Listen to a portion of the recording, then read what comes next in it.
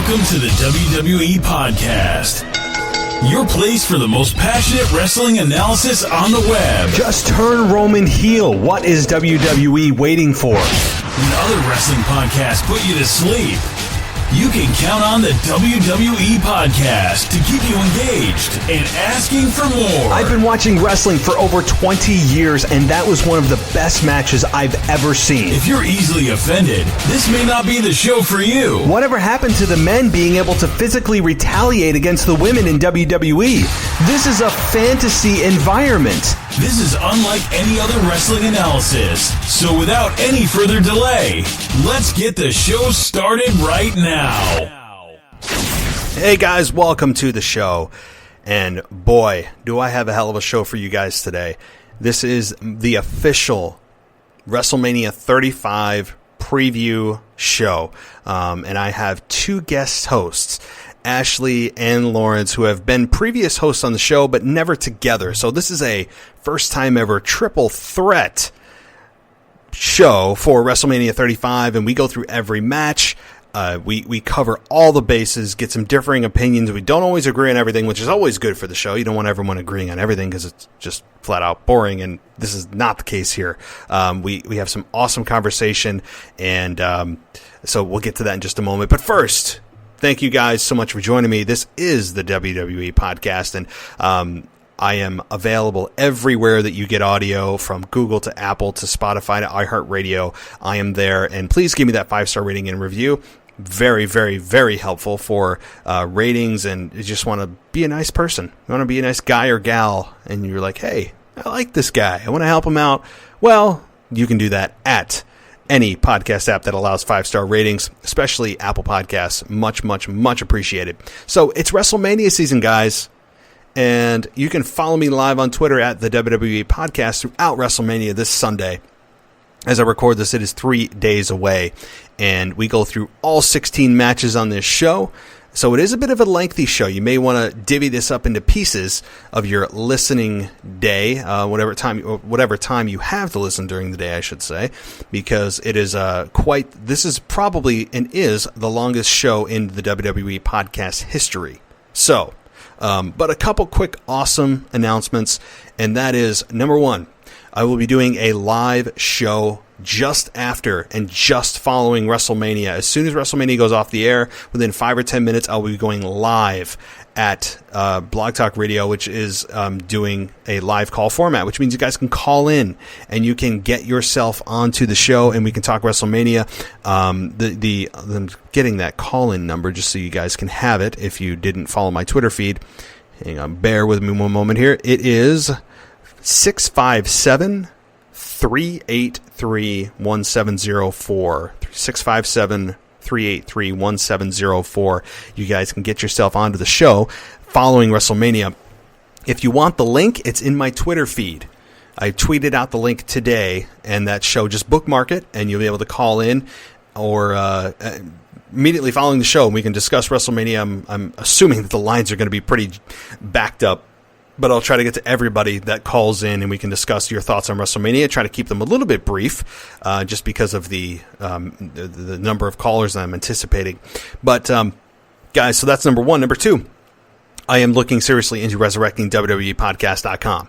Whether I contract it out to hire somebody to revamp the site or I do it myself, it is in the works. So just give me a little bit of time on that. And also, if you want this show ad-free, go to patreon.com/WWE Podcast, and you can get yourself this show and many others 100% ad-free if you don't like listening to those ads, those pesky ads. But it keeps the lights on, it supports the show, and I do appreciate all the sponsors who are involved with this show. It is much appreciated to those as well. So, all right. This is, as I mentioned, the longest podcast in WWE podcast history, but well worth it. It's a full preview of WrestleMania 35 with none other than Ashley Mann and Lawrence Prestidge, who I really think that you'll enjoy this. I really love both of these individuals. Very knowledgeable, fun to talk to, and are just, sometimes you just got chemistry with people, and these are two individuals that I definitely have chemistry with, and will try to bring on the show semi-regularly. So, with all of that out of the way, let's just get straight to it. Your full preview of WrestleMania 35.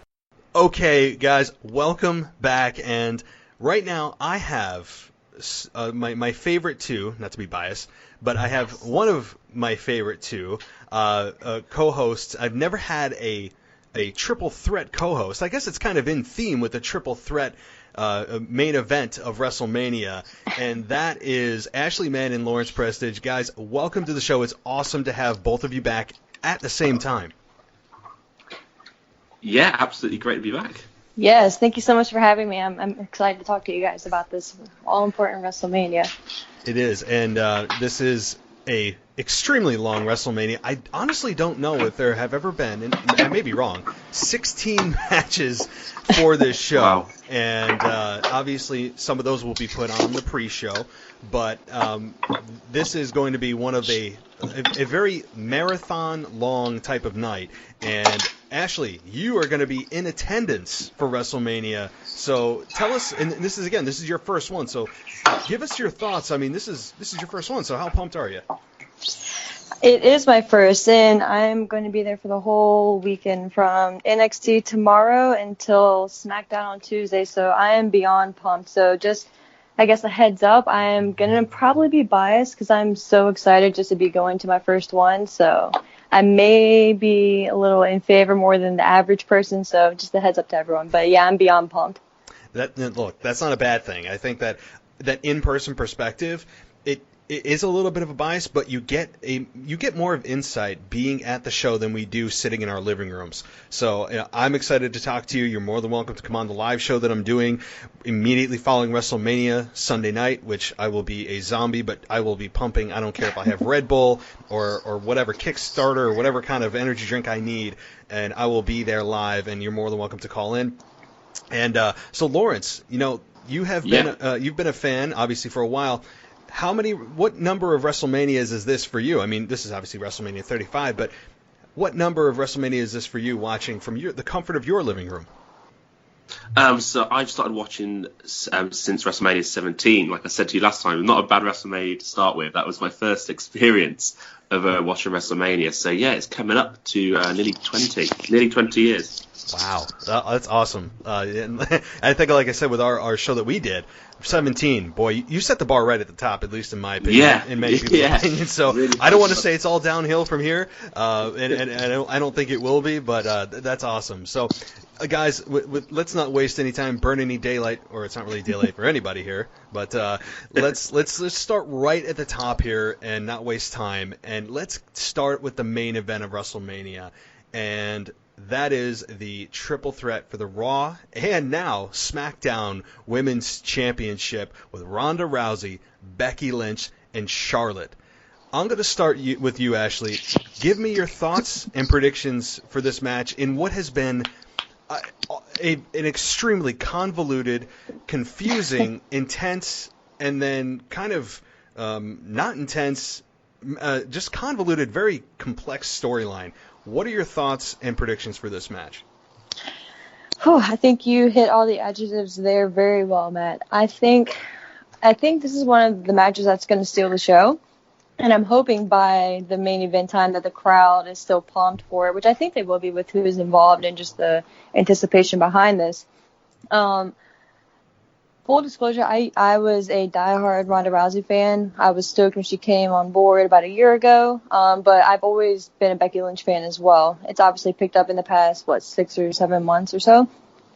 So I was a little torn, but my prediction is Becky, but I think if Ronda is on board to stay a little while after WrestleMania, it wouldn't surprise me if they kept it on Ronda, just to kind of surprise everyone. But I think, especially being the main event, I think they have to give it to Becky to send everyone home happy and all that good stuff, because, we have to have smiles on our faces. So my prediction is Becky Lynch, and I think this is probably going to be the match of the night. Lawrence, do you feel the same way as Ashley, or do you feel something different? Yeah, so I've been kind of going through a bit of her how do I feel about the triple threat match? I believe last time I spoke to you, we sort of spoke about wanting to see just Becky versus Ronda, of having that one-on-one match of a really great story. But the triple threat itself has really kind of grown on me the last couple of weeks, and I'm actually really quite excited to see the matchup. My heart says Becky. I'm a really big Becky fan, and I really want Becky to win it.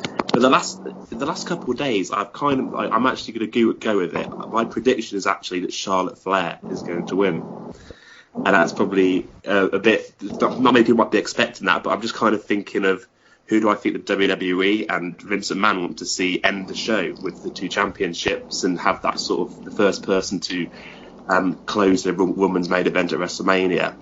And my head's actually saying, the more I think about it, I think somehow Charlotte Flair is going to walk away with the 2 belts. Wow. All right. So we got one for Charlotte. We've got one for Becky. And I hate to go on the bandwagon here, but to me, Lawrence, I see your point. I think that Charlotte has a shot. I don't think it's a fait accompli that Becky wins. I don't. You could even make a case for Ronda Rousey winning. But I'm going to go with Becky Lynch. And the reason is, well, one, I think Ashley hit it on the head that Vince McMahon likes to go and make sure that everybody leaves with a smile on their face. Number 2, I think that this is, I don't want to say the only way that they could end WrestleMania, but it kind of is. I mean, and the fact that there are now rumors of Stephanie McMahon versus Becky Lynch swirling around here, there may be a possibility of Stephanie getting herself involved to try to screw Becky in this match and leading to a possible SummerSlam match with Becky and Stephanie. Again, this is all rumors, but lately the rumors that are circulating around have ended up coming true. And so if that's the case, I mean, I could see Becky winning here, and then maybe Stephanie comes out tomorrow night, and you start seeing the seeds being planted for a SummerSlam match between the 2. I think if they go with anybody other than Becky, that I don't want to say that the place will riot, but it would be a huge letdown for the journey that WWE has taken them on since SummerSlam of this year when Becky turned heel, which ended up making her the biggest babyface in the company. So could I see Charlotte winning? I could. I'm not going to rule it out, but I would say that smart booking, and in this case, almost the only way that they could go without the fans just completely losing their minds is Becky Lynch winning this match. Do you guys have any other follow-up to that? I'm sorry. Do you want to go ahead, Lawrence? No, I was just going to say that I completely see your point. And like I said, my heart definitely says Becky. Like I'm on a massive fan of Becky. I just kind of feel WWE kind of like sometimes going not giving the fans what they necessarily expect to close the show. We've seen it a lot of times. Everyone's been expecting Roman Reigns to beat Brock Lesnar, and it's not gone that way. So yeah, like I don't know if perhaps Vince McMahon's kind of would perhaps prefer Becky chasing the title maybe for a few more months before actually eventually giving her the title. We've seen it overplayed before like that with Daniel Bryan, Roman Reigns, and people like that. And but yeah, like I said, I really do hope that Becky does win. But I've just kind of got my gut feeling for some reason the last couple of weeks and how they've sort of focused on Charlotte in some of the shows. I've just got a feeling that Charlotte might do it.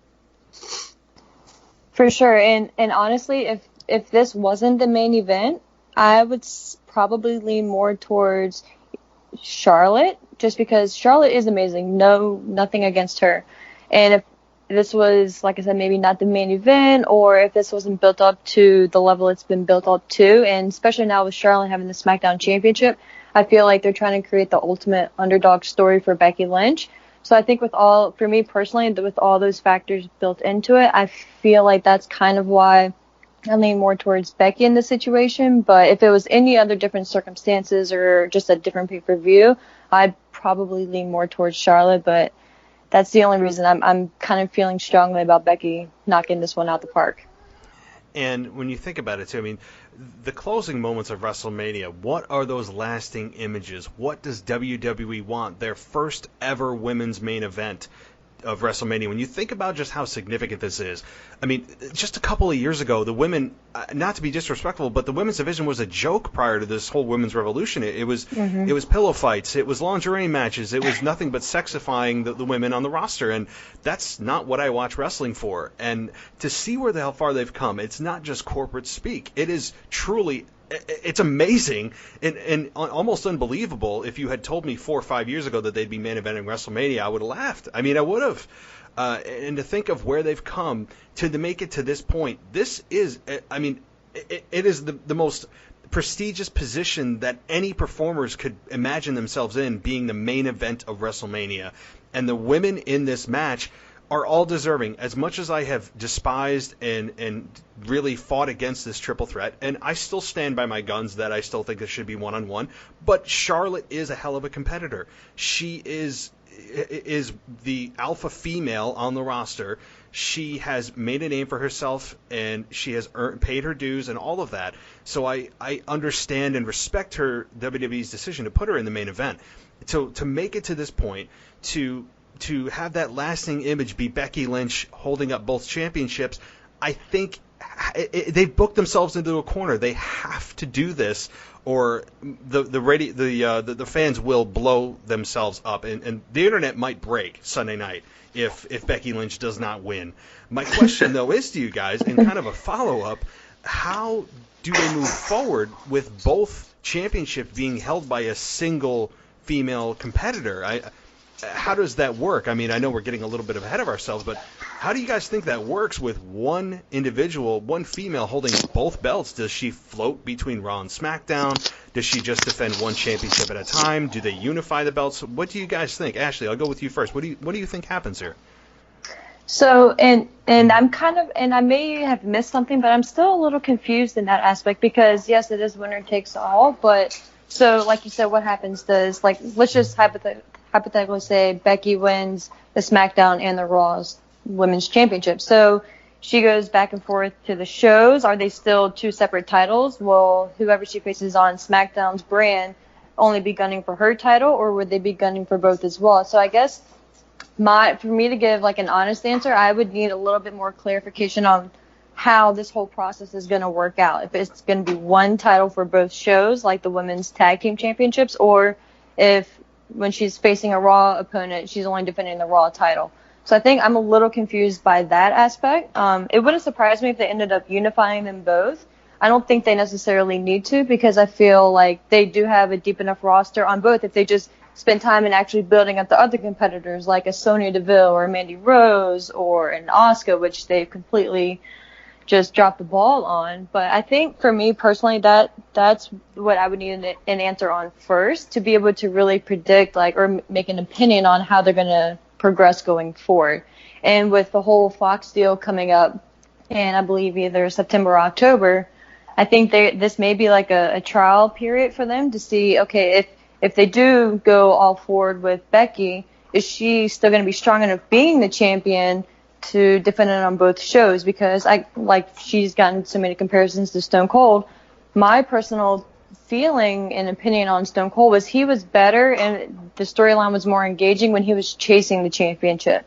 So on Sunday, if Becky wins, is the majority of the crowd still going to be as gung-ho for Becky, or once she wins, are they kind of going to just die back a little bit because she's achieved the ultimate goal? She's main event at WrestleMania. She won both the titles. She beat the best two quote-unquote competitors for those championships. So what happens going forward in that aspect? Yeah, I agree with Ashley, really. I'm not really a fan of unifying the titles. I don't know, you might have to let me know about this, Matt, but are they meant to be doing a draft? WWE draft? WrestleMania? They are probably going to be doing a shake-up. I haven't heard anything official, but that's kind of been the tradition. Yeah, so, I mean, that might come into play, really. I expect Becky to drop one of the titles, but I guess it's going to kind of depend what show they see her on. I would expect, because Becky, I keep getting confused, she's officially on SmackDown, right? Yes. I would expect her to be on Raw soon after WrestleMania, and I'd expect her to perhaps lose the SmackDown Women's title not long after WrestleMania.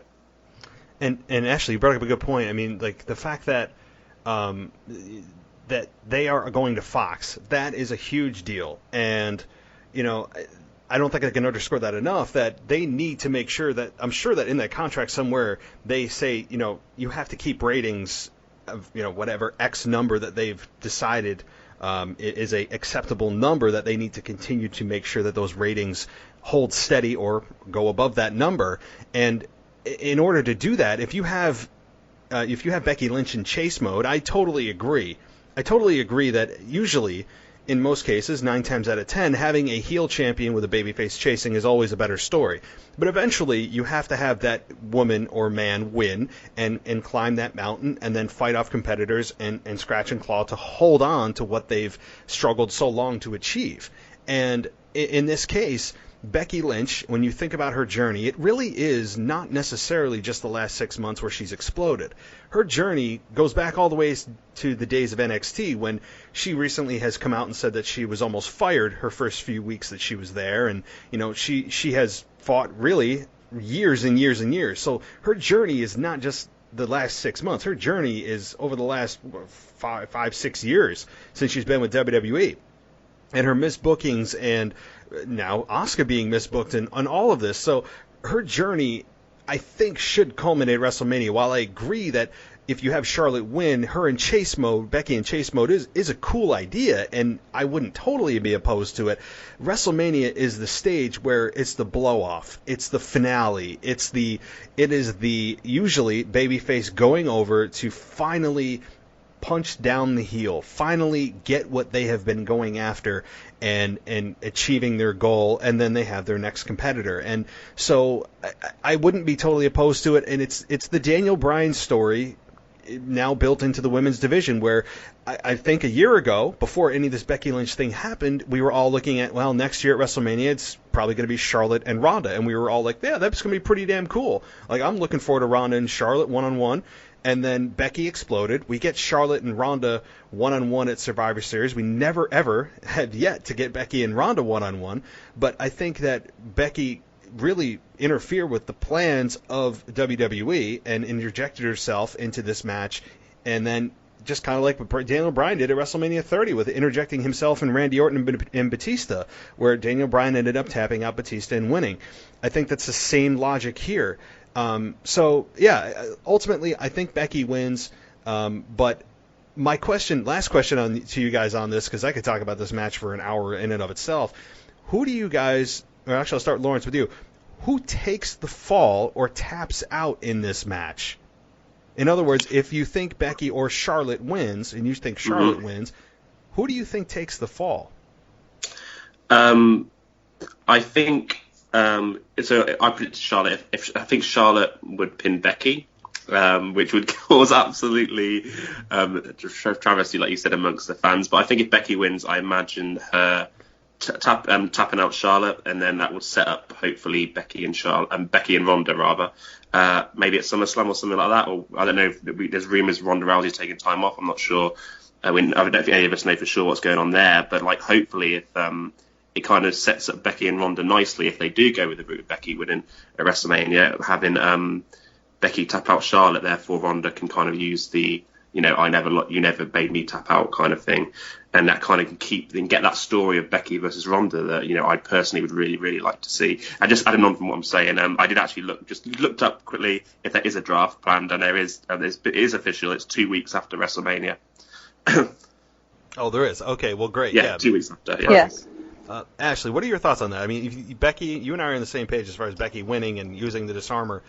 Is it Ronda or Charlotte that she taps out? So, my personal vision, and whether or not Ronda, because I think there was rumors, or I don't know if it was confirmed or not, that Ronda initially, when she signed on with WWE, that she signed a 3-year deal.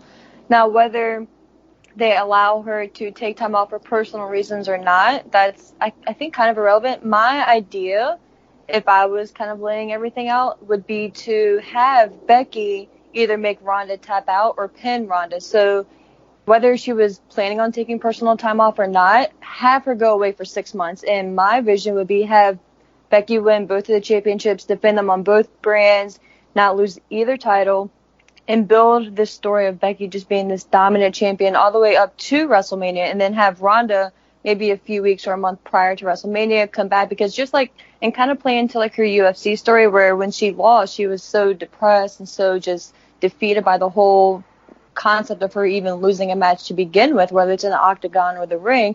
have her come back and say that she really needs to avenge this loss and just have that built into the storyline and give them some time, them being Ronda and Becky, to actually establish heat and a story between just those two, and have Ronda versus Becky at SummerSlam and just build the story with Ronda being so defeated and just so heartbroken that she lost that she has to come back. She took some time off, trained, maybe have some video packages behind her with her training and all that, and then have them finally have that one-on-one match at your next biggest pay-per-view, which is going to be SummerSlam. So that would be my kind of idea and story behind that.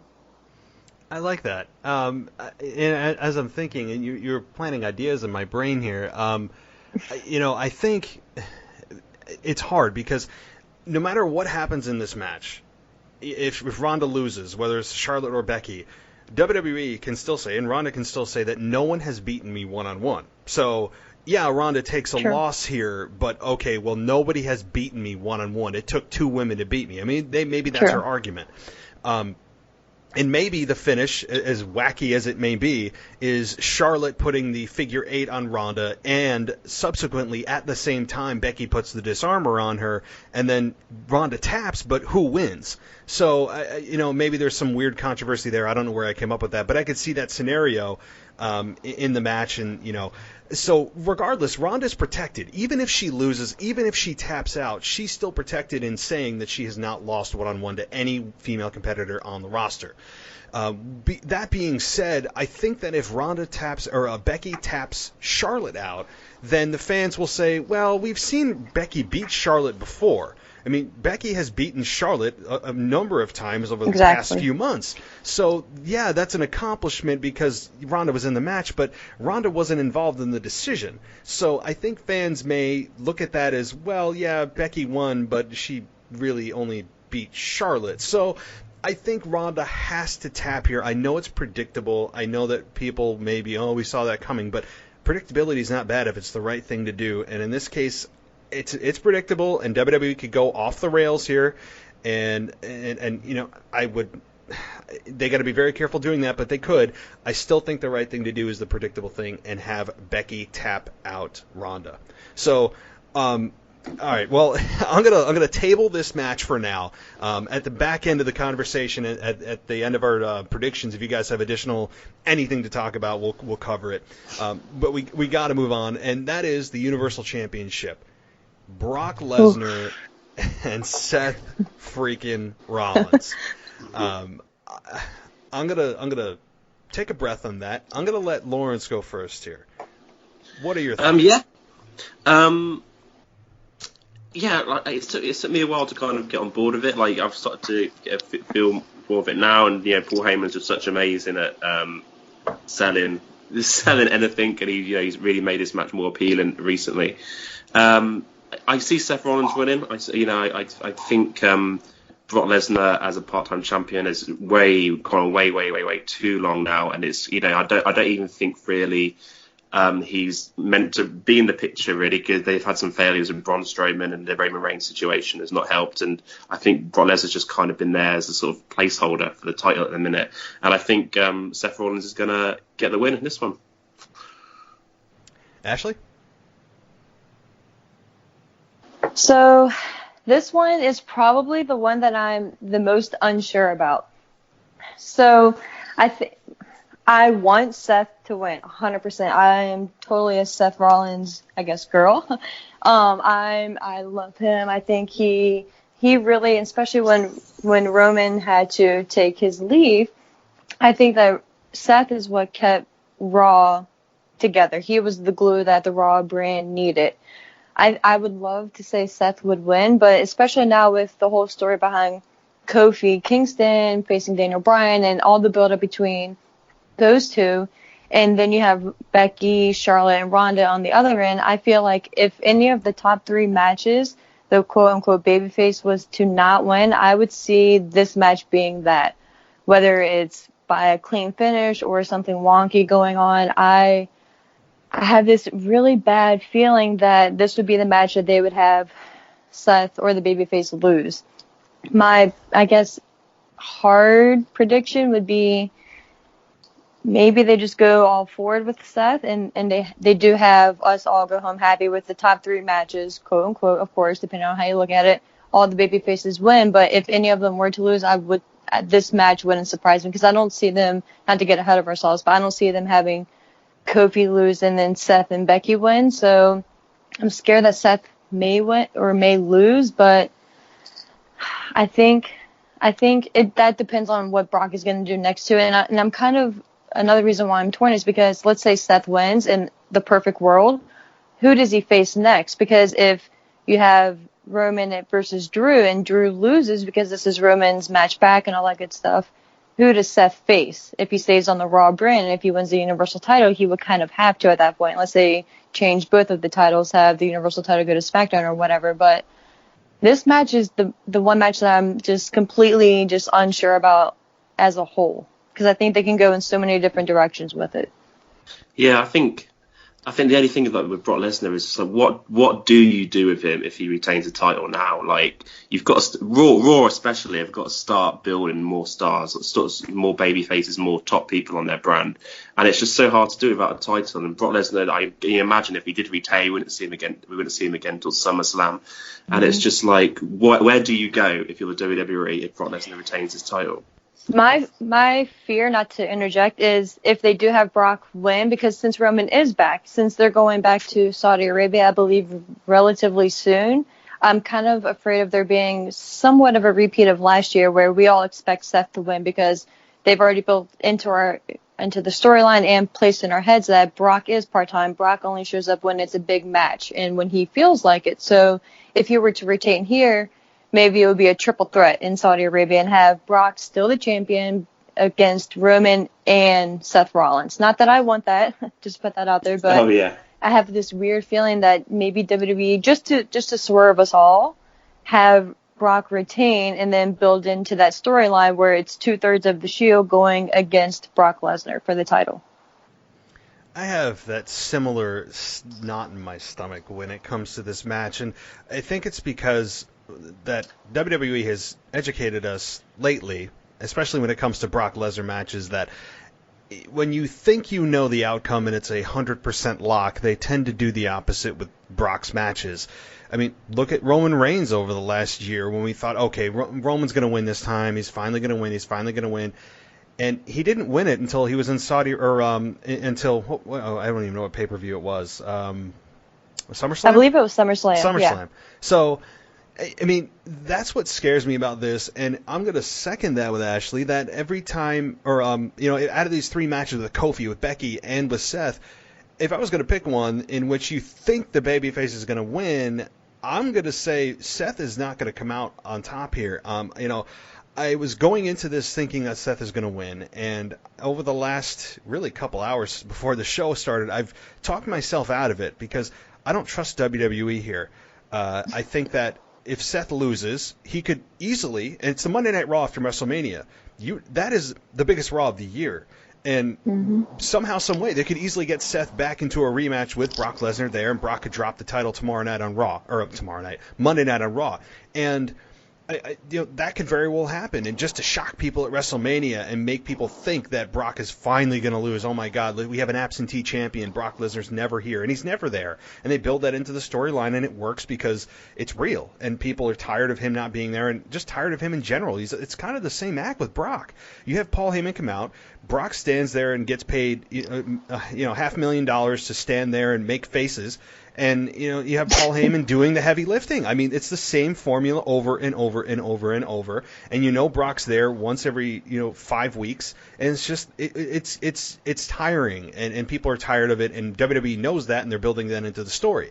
At the same time, you have Seth Rollins, who I don't think is as hot as he should be going into this match. And he also got the one-up on Brock heading into the pay-per-view. And typically, I'd say about 75% of the time, you have the person who got the one-up before the pay-per-view take the fall or the loss at the pay-per-view.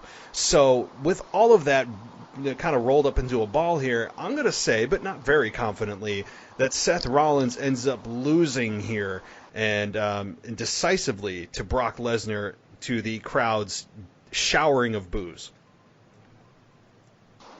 And I would be one of those people out in the crowd just booing my little heart out. Please do. I'm counting on you. For sure. And just one more thing. I'm sorry before we move on, but I think you're absolutely right, Matt. And that's kind of what I thought about once we got a firm WrestleMania card and Kofi was officially in. The second I saw that SmackDown this past Tuesday, I was like, oh great, this is probably meaning Seth is not going to go over, because and they may completely surprise us all, but I don't feel like WWE is going to give us all in the top 3 matches everything that we want. And I could very well, because Seth is again, much as I hate to say it, Seth is one of those characters who can take a loss. He can lose at WrestleMania, maybe taking however many F5s and suplexes and all that good stuff. He can take that loss, come back the very next night on Raw, be so worked up and have that fire in him and have that supportive crowd, which is the best show, sometimes better than the WrestleMania show itself, at that Raw the very next night, and say, I demand a rematch, I'll put my career on the line, whatever, because he said if he doesn't beat Brock, then he doesn't really have a career. So I could see them going into that aspect with maybe not pulling the trigger on WrestleMania itself, with Seth maybe carrying it over to the following night on Raw to build up to a hot main event, which they need for ratings and all that good stuff, and have Seth finally beat Brock maybe that night, if they're going to actually change the title from Brock to Seth. So that's kind of where I'm leaning at. Yeah, I mean, I perfectly could see Brock winning at WrestleMania. I just guess, I think that Seth Rollins has been so up and down in terms of being over that I just think he's finally getting a bit of momentum back. You know, he won the Royal Rumble.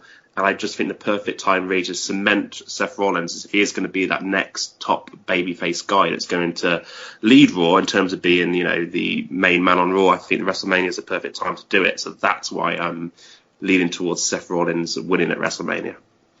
And, you know, when you think about it, too, like, okay, if Seth won and then Roman wins and beats Drew McIntyre, when we'll get to that match, but then... well, the logic would be, well, then you wouldn't want Seth versus Roman because you got to keep Roman in the fans, you know, in the favor of fans because he has more momentum behind him than ever, coming off the beating cancer. So the problem is, though, that we've learned time and time again that sometimes wins and losses don't really matter. And even if Drew takes a loss at WrestleMania, it doesn't mean that he can't be just catapulted back inexplicably into the title picture. So, you know, unfortunately, that is sometimes the logic of WWE. But let's continue to move. We're 2 matches down and 14 to go. We have Daniel Bryan and Kofi Kingston. I'm going to take the lead on this one. I think that, number one, I really have to, as much as we are critical of WWE, I have to give them credit here for going with what the fans have said. Hey, here's our guy. He is a elder statesman in WWE. He's been there for 11 years. He has paid his dues in front of the fans. He has found a home in the New Day, but he's been kind of hidden in the New Day at the same time until he got a chance to shine at Elimination Chamber. And I think that this is Kofi's time, and I'm more confident in Kofi winning here, which, by the way, that's my pick, than I would be with Seth Rollins winning. I think that Kofi is as close to a lock as you can get. The story has been great. He obviously is one of the best performers in WWE. Him and Bryan have a hell of a chemistry that was shown time and time again. And that was one of the few times in the last year that when they had their finale at the Elimination Chamber, that I was getting caught up in the moment. And I was like, oh my God, Kofi could win the WWE Championship here. Like, getting lost in time, lost in the moment. That doesn't happen often to me anymore when I'm watching wrestling. And that brought me in, which makes me really excited that not only could Kofi and should Kofi win here, but this could be a candidate for match of the night easily, if given enough time. I think that's the key here, is they need to be given enough time, 15 to maybe 20 minutes. And I think that they could tell an awesome story. Maybe even Vince McMahon gets himself out there, which we still have no idea what the motivation behind Vince McMahon interjecting himself in not just Kofi's match but Becky's match. There's no payoff here. I don't get it.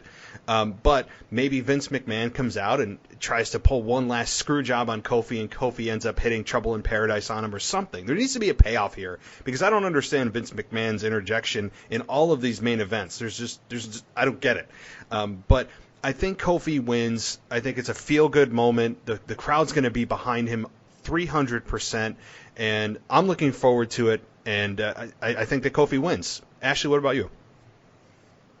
I agree 100%. I think this match, probably even more so than the women's main event, I think out of all the wrestlers on this card this year, I think Kofi needs the win more than anyone else. I think with all the back and forth and everything that Vince has put him through, he needs to win this. And just because a wrestler wins a title, even being the heavyweight championship, they win it at WrestleMania, that doesn't mean they have to have a 6 month to a year, however long storyline behind it. I would personally think that have Kofi win, give him that feel-good moment, because he deserves it. He's put in X amount of time. I think it's like 11 years or something like that. He has been that guy, and he is very credible. He is believable. He is a guy that makes you think that he can go to WrestleMania and face Daniel Bryan and win this championship. My idea behind it is they give him that feel-good moment, and maybe even as soon as the SmackDown the very next week, because it's not as strong as the Raw after Mania show, but you still have a lot of the fans kind of lingering on after the whole weekend's events. So you still have a pretty diehard group of fans there. I think if they were to ever break up the New Day, I think the SmackDown after WrestleMania would be the show to do it, and have maybe Daniel Bryan come out, cut a great promo, which he can do, especially with his heel character, and say he demands a rematch, and have Kofi face Daniel Bryan, and have Big E either come out and screw Kofi and have Kofi lose the championship, which I don't agree with, but I can kind of see them going with this and them feuding it out or whatever it may be, or have Kofi have Big E come out and kind of interfere, but Kofi still retains, and then them build to a storyline between Big E versus Kofi Kingston going forward. So at least Kofi has some substance after the whole WrestleMania weekend and the few nights afterwards, and have something to actually feud about going forward. So my official pick would be Kofi.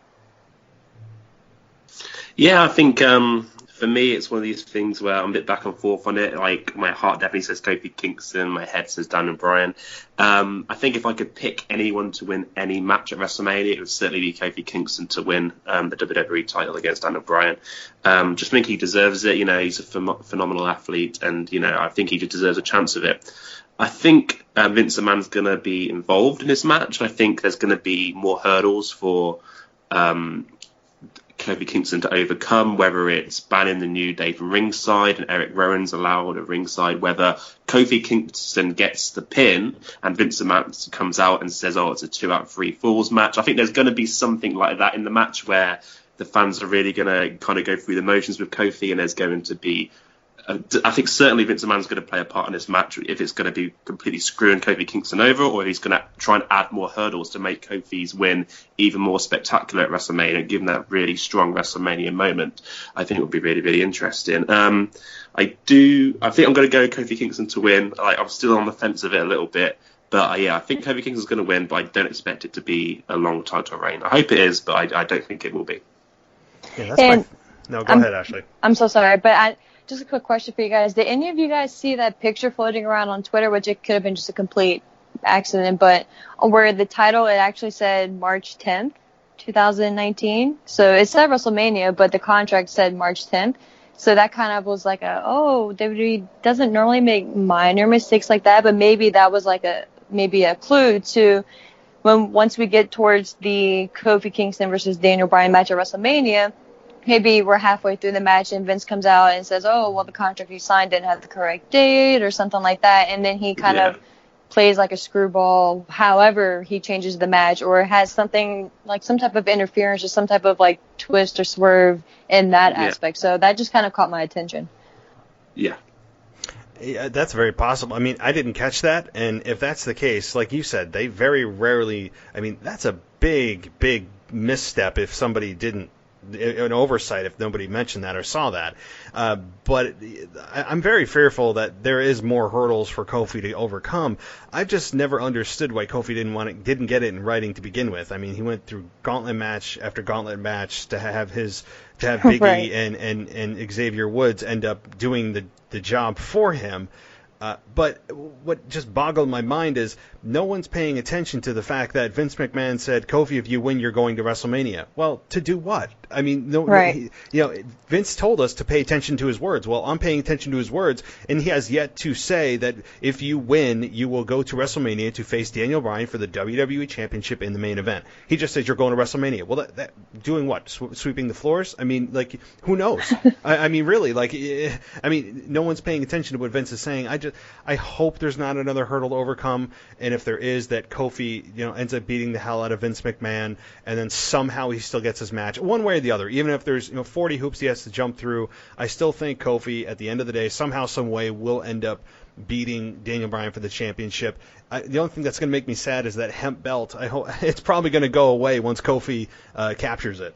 I know, and I love that championship title. I've seen some pictures because the Superstore opened today, like in New York, and I've saw some pictures where they had that championship title on, like, the replica version on sale. So that kind of was like kind of surprising. Like, okay, well, maybe Kofi would keep that same version of the title, but if you're making replicas of this already, like, maybe that's a sign for something to come in the future. So that was kind of interesting as well.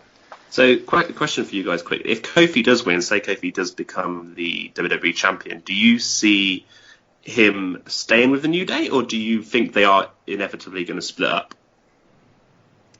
I think, the thing is, like, I've a couple of years ago I said, New Day, it's run its course, they need to just disband. I mean, usually stables are brought together solely for the purpose of what's the end game. What stars are you trying to make out of this stable? I mean, typically that's the goal with any group that you bring together.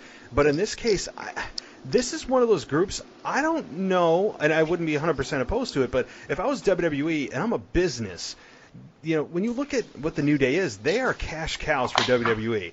They sell so much merchandise for kids that I don't think business-wise, dollar-wise, bottom line-wise, it would be a smart idea for them to do that, because as old as this group is, I don't know business-wise if it's the right thing to do. No. Yeah, I'm sorry, go ahead. I was going to agree that I guess you might be able to make some more bucks out of a reunion, like you normally do with stuff like that. For sure, and I think with New Day, like you said, it is so. If any group were to stay together for the long haul and not have like a Seth Rollins member where one guy turns on the other, I could see New Day being that one faction that doesn't turn on each other, that does stay supportive of each other and fight for the greater good for whoever is chasing a title or for whatever the situation may be.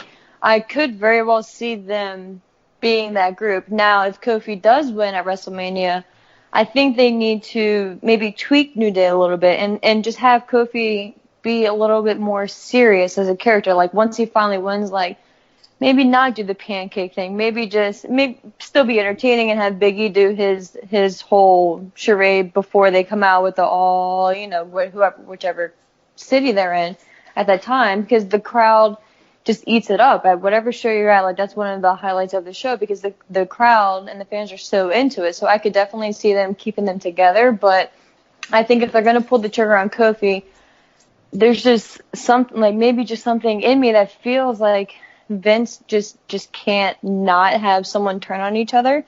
And I could very well see Big E turning on Kofi either the next week on SmackDown, or for Kofi's title defense, have him come out and try to screw him, and maybe Kofi still pull it out, but Kofi be so mad that they create their own feud going forward.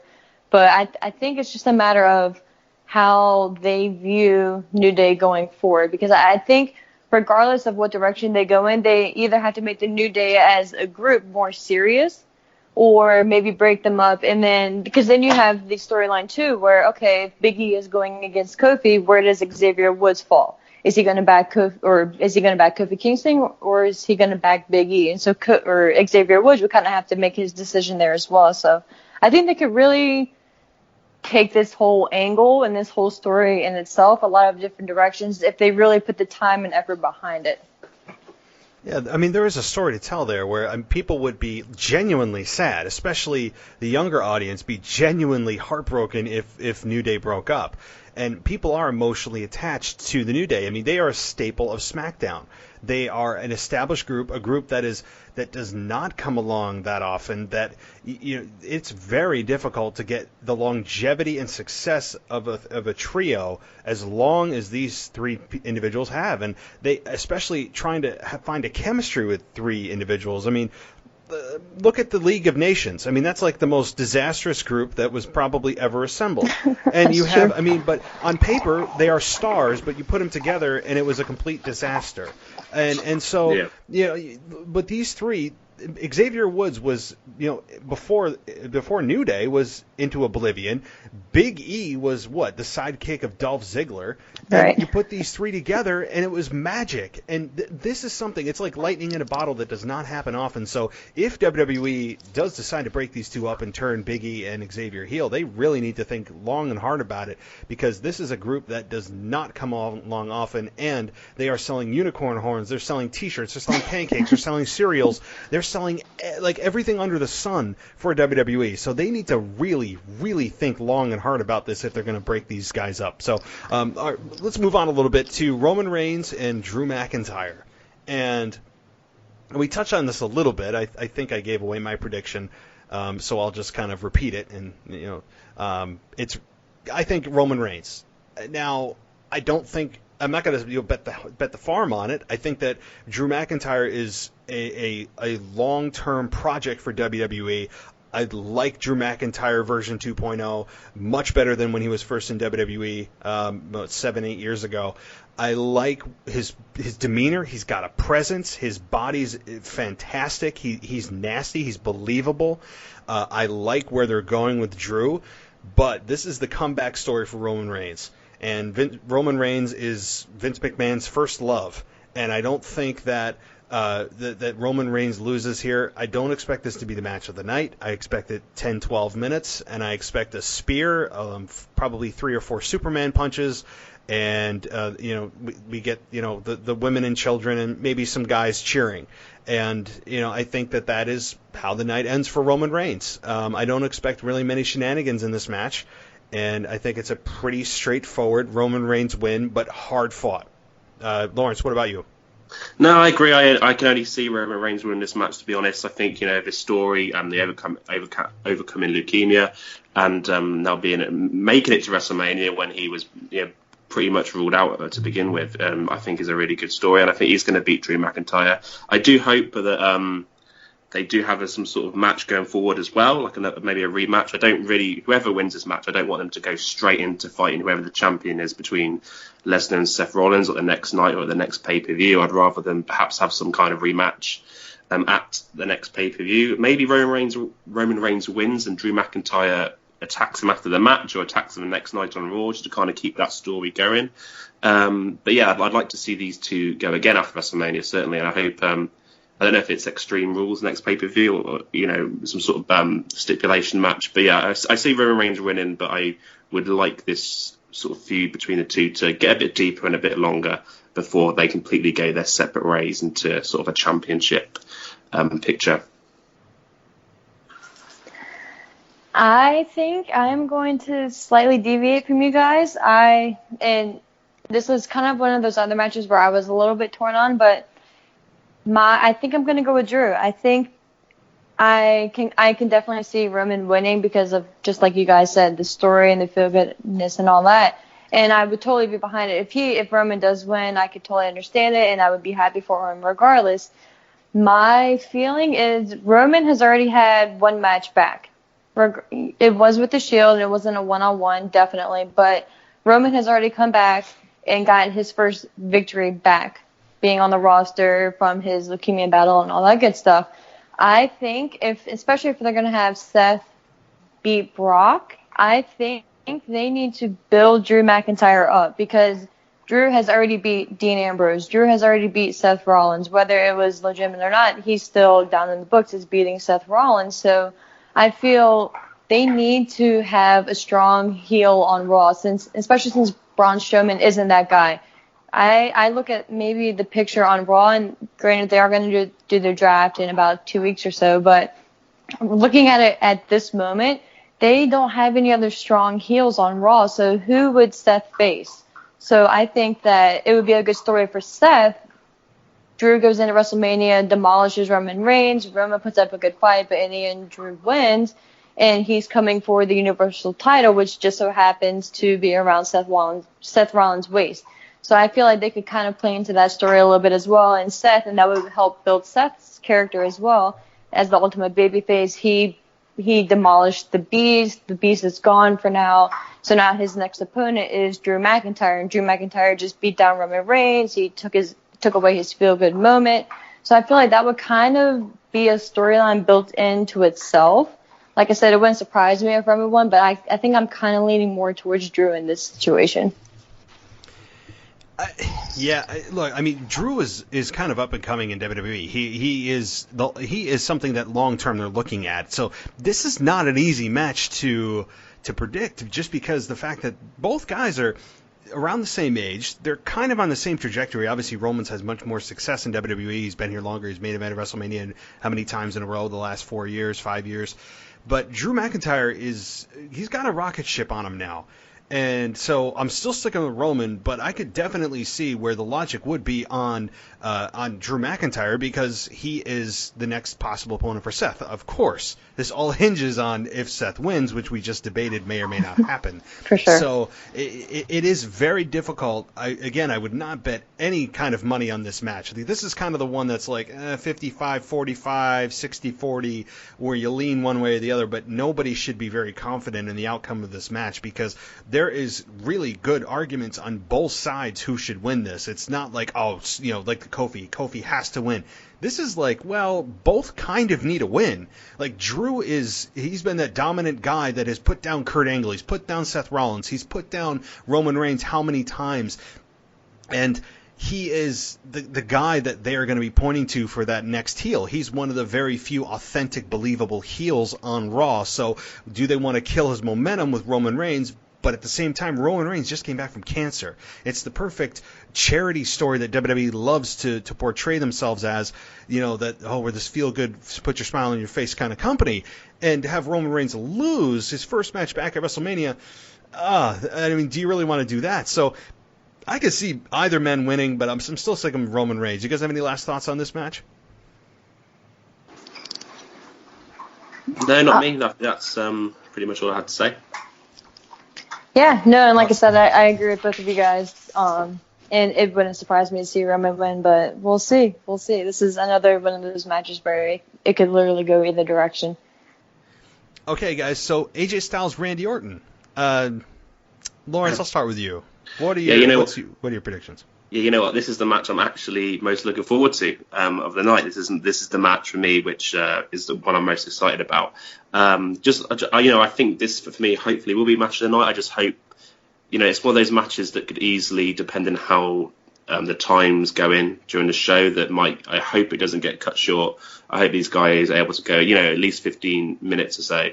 I'm loving the back and forth, but it's just like a really personal thing. Like, I love the whole indie versus kind of born into the business kind of vibe between the match. To me, out of all the stories at WrestleMania, this one feels like it's got the most story and it feels the most personal.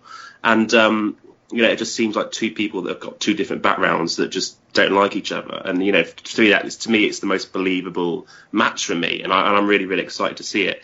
In terms of who I see winning, I think there's going to be a lot of, the way I'm predicting things, there's going to be quite a few faces winning, and I love heel Randy Orton. I hope, to me, Randy Orton's one of those people that should never really be a face. I just love him so much as a heel, and I hope that eventually, at some point in the year, we get to see him as a champion, sort of heel champion again, because I think he's great when he does that.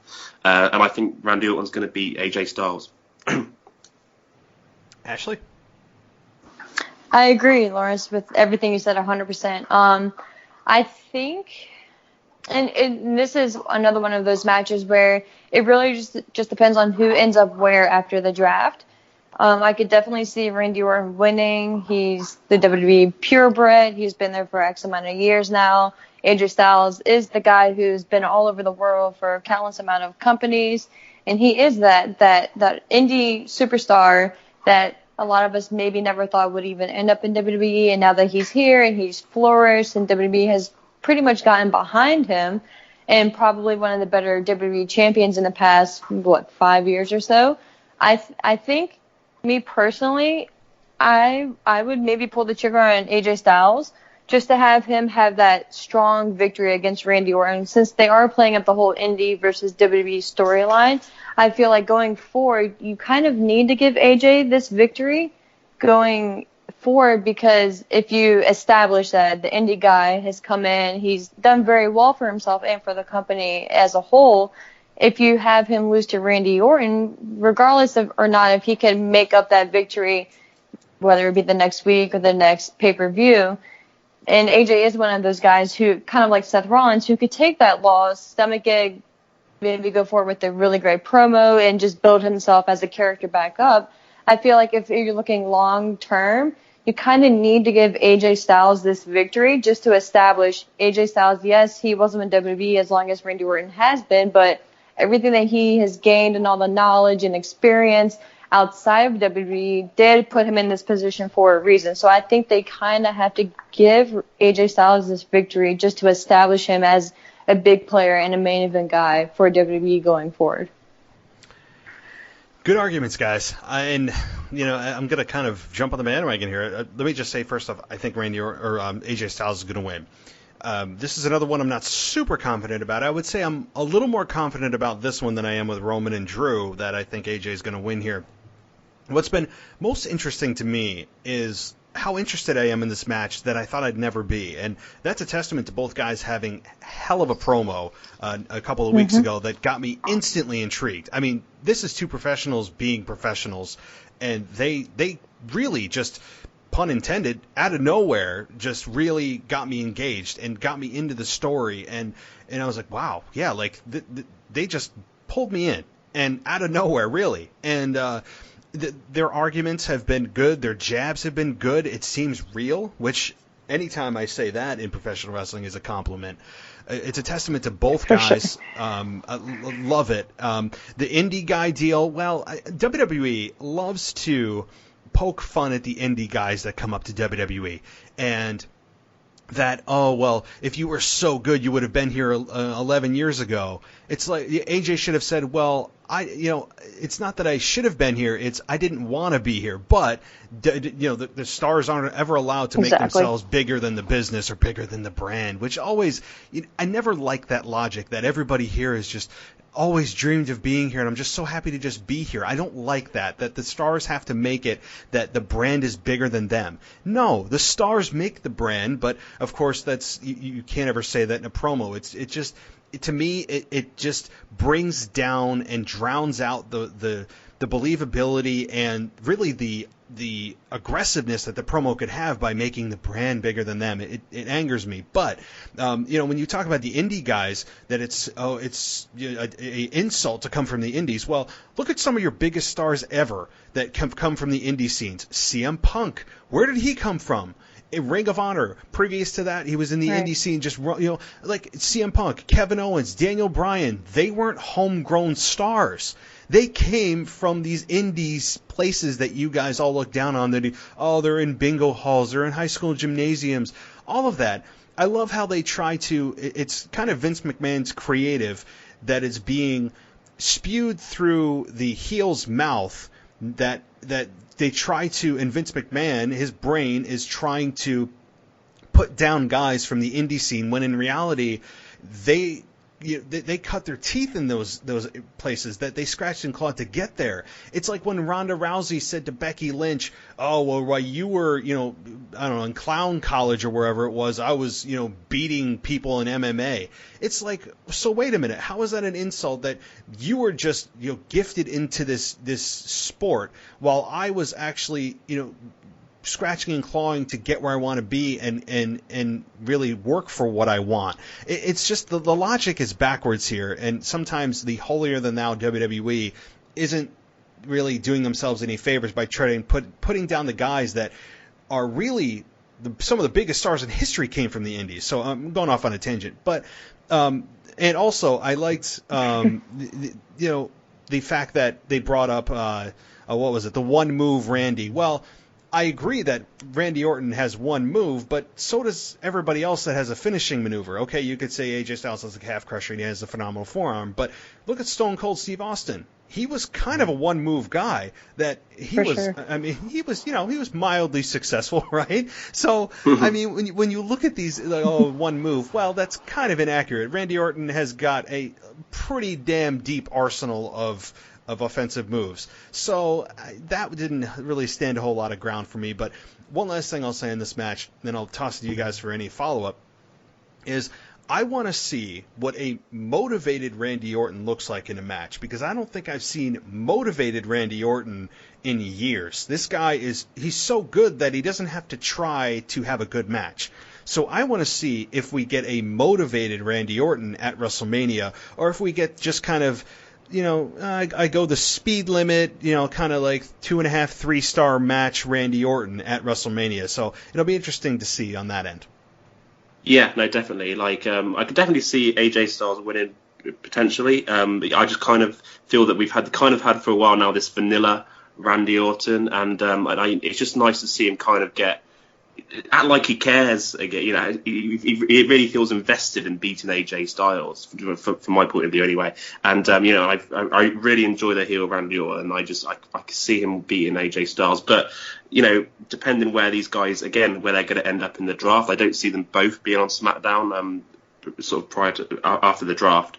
And if AJ Styles is going to go to Raw and be maybe sort of like with Seth Rollins kind of be the sort of joint babyface on Raw. Maybe they make AJ Styles heel. I don't know. Whatever they're going to do with him, I could see AJ Styles winning, but maybe they're going to put Orton on Raw. I kind of see whoever's going to go to Raw as potentially the person that's going to win this match. Ashley, Yeah, any for follow-up? sure. No, I think you guys covered everything. I agree with everything you guys both said. And I think, not for nothing, I guess my final thoughts on this match, I think this is one of those matches where Randy will feel motivated. Randy will, WrestleMania aside, I feel like AJ Styles is a very good opponent for Randy Orton to feed off of and to kind of play off of. So I think AJ Styles, if not for nothing, will bring out the best in Randy Orton. So I'm definitely excited to see this match. Absolutely. Yeah, I'm much more excited than I thought I ever would be for this match. So that's a testament and a compliment to really, creative and to both guys here. So, all right, now it's time to get on to the match that we really, really want, and that is Triple H versus Batista. It's a no holds barred. Triple H's career is on the line. Ashley, what are your thoughts on this? Oh man, so. I think with the added stipulation of this being Triple H's career on the line, obviously I think everyone is leaning more towards Triple H winning.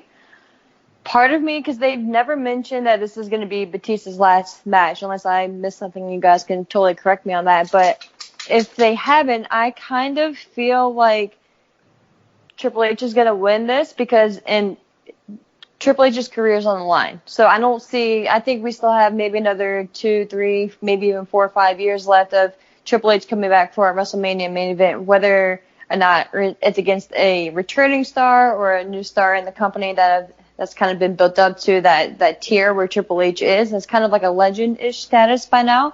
I think Triple H wins this match.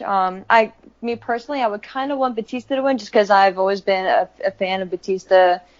Promo-wise, he's maybe not the best, but he's just believable. He does have that intensity. He makes you, just looking at him and that presence that he gives off, even before he became this huge movie star, he kind of gives you that vibe that he is a badass, and he is one of those guys that you think could go in kind of, maybe not as quite on the level of Brock Lesnar, but he could go in and just completely demolish anyone that he's in the ring with.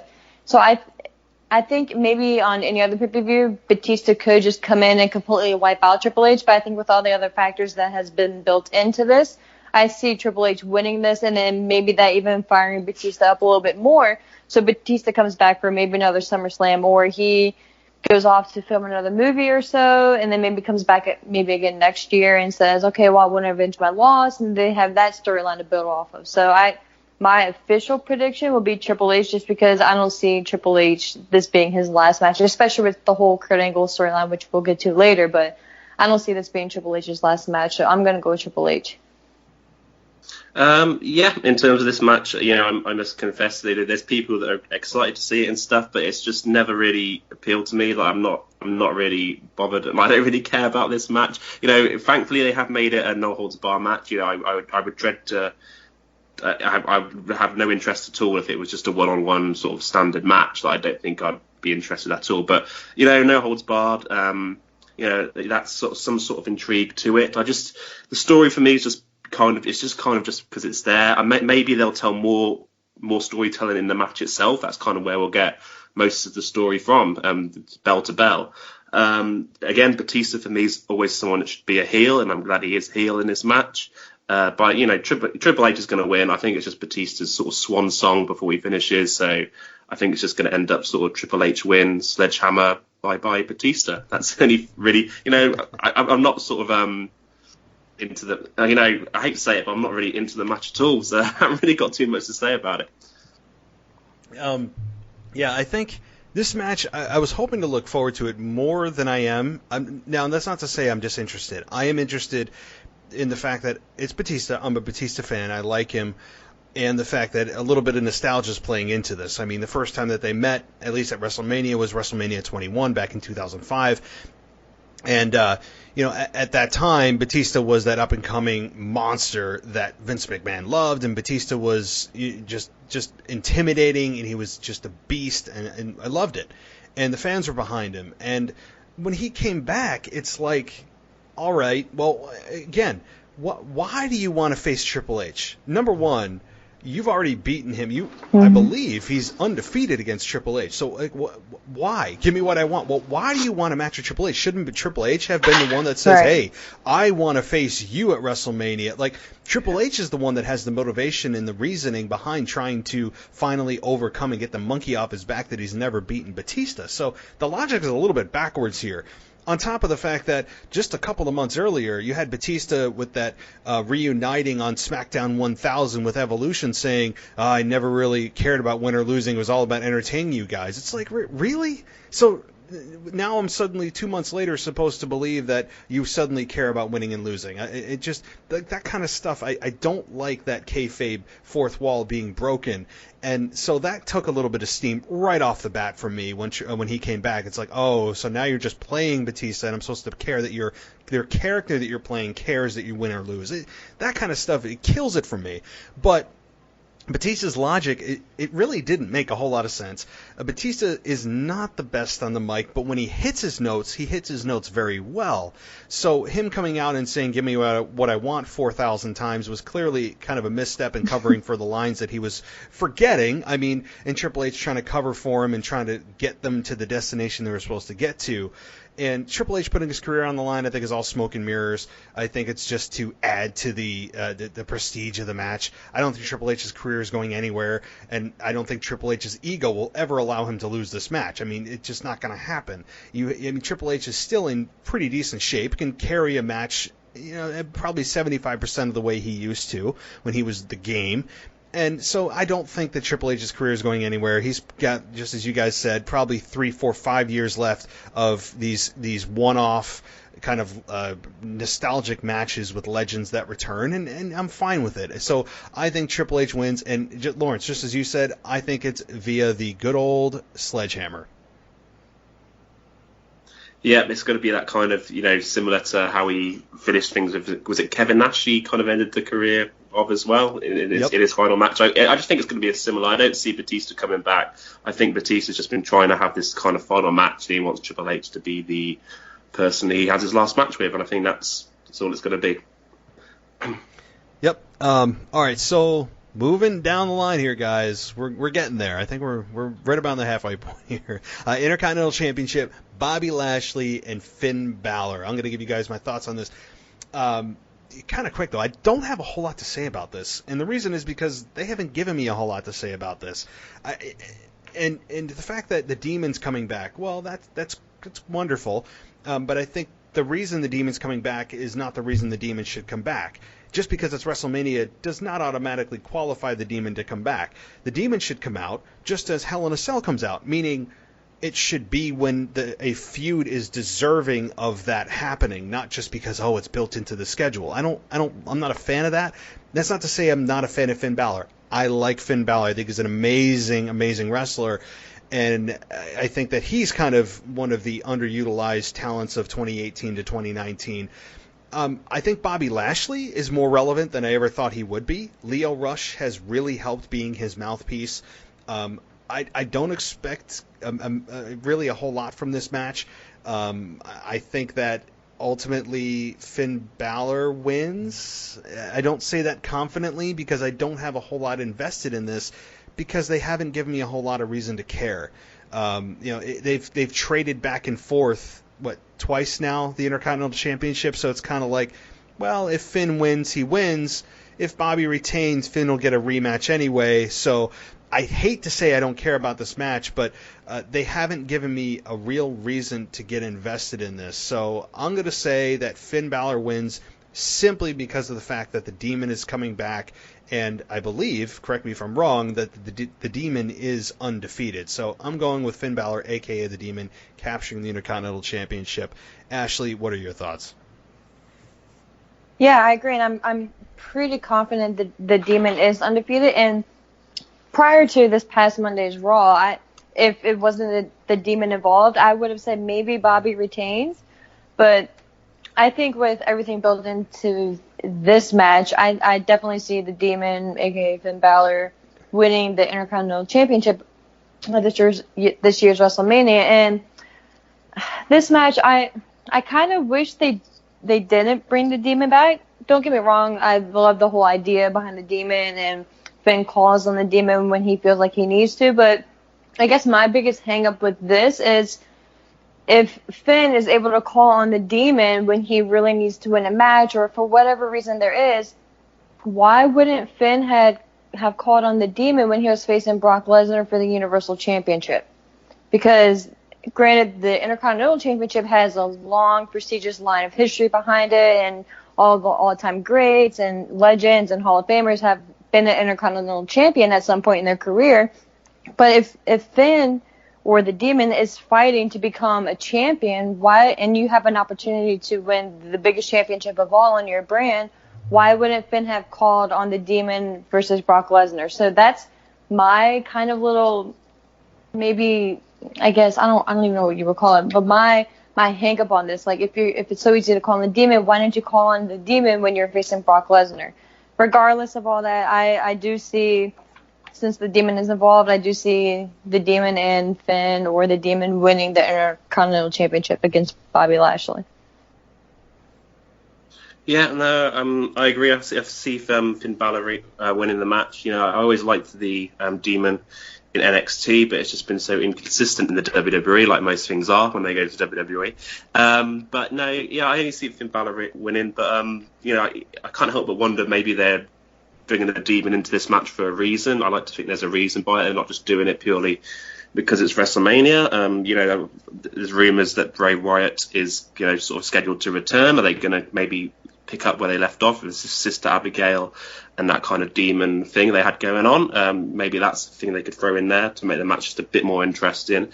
But yeah, I see Finn Balor winning. I hope this isn't the opening match, because to me, but I've heard rumours that this might be one of the potential opening matches. I hope not, but purely because we've seen this match before, and you kind of want to go into WrestleMania really kind of, yes, right, let's go with the match that you're about to sort of open the show with. So yeah, it should be an okay match, but yeah, I just see Finn Balor winning. Yeah, I really don't have a whole lot more to add. You guys hit all the points. So I'm going to move on to the United States Championship, and that's Samoa Joe and Rey Mysterio.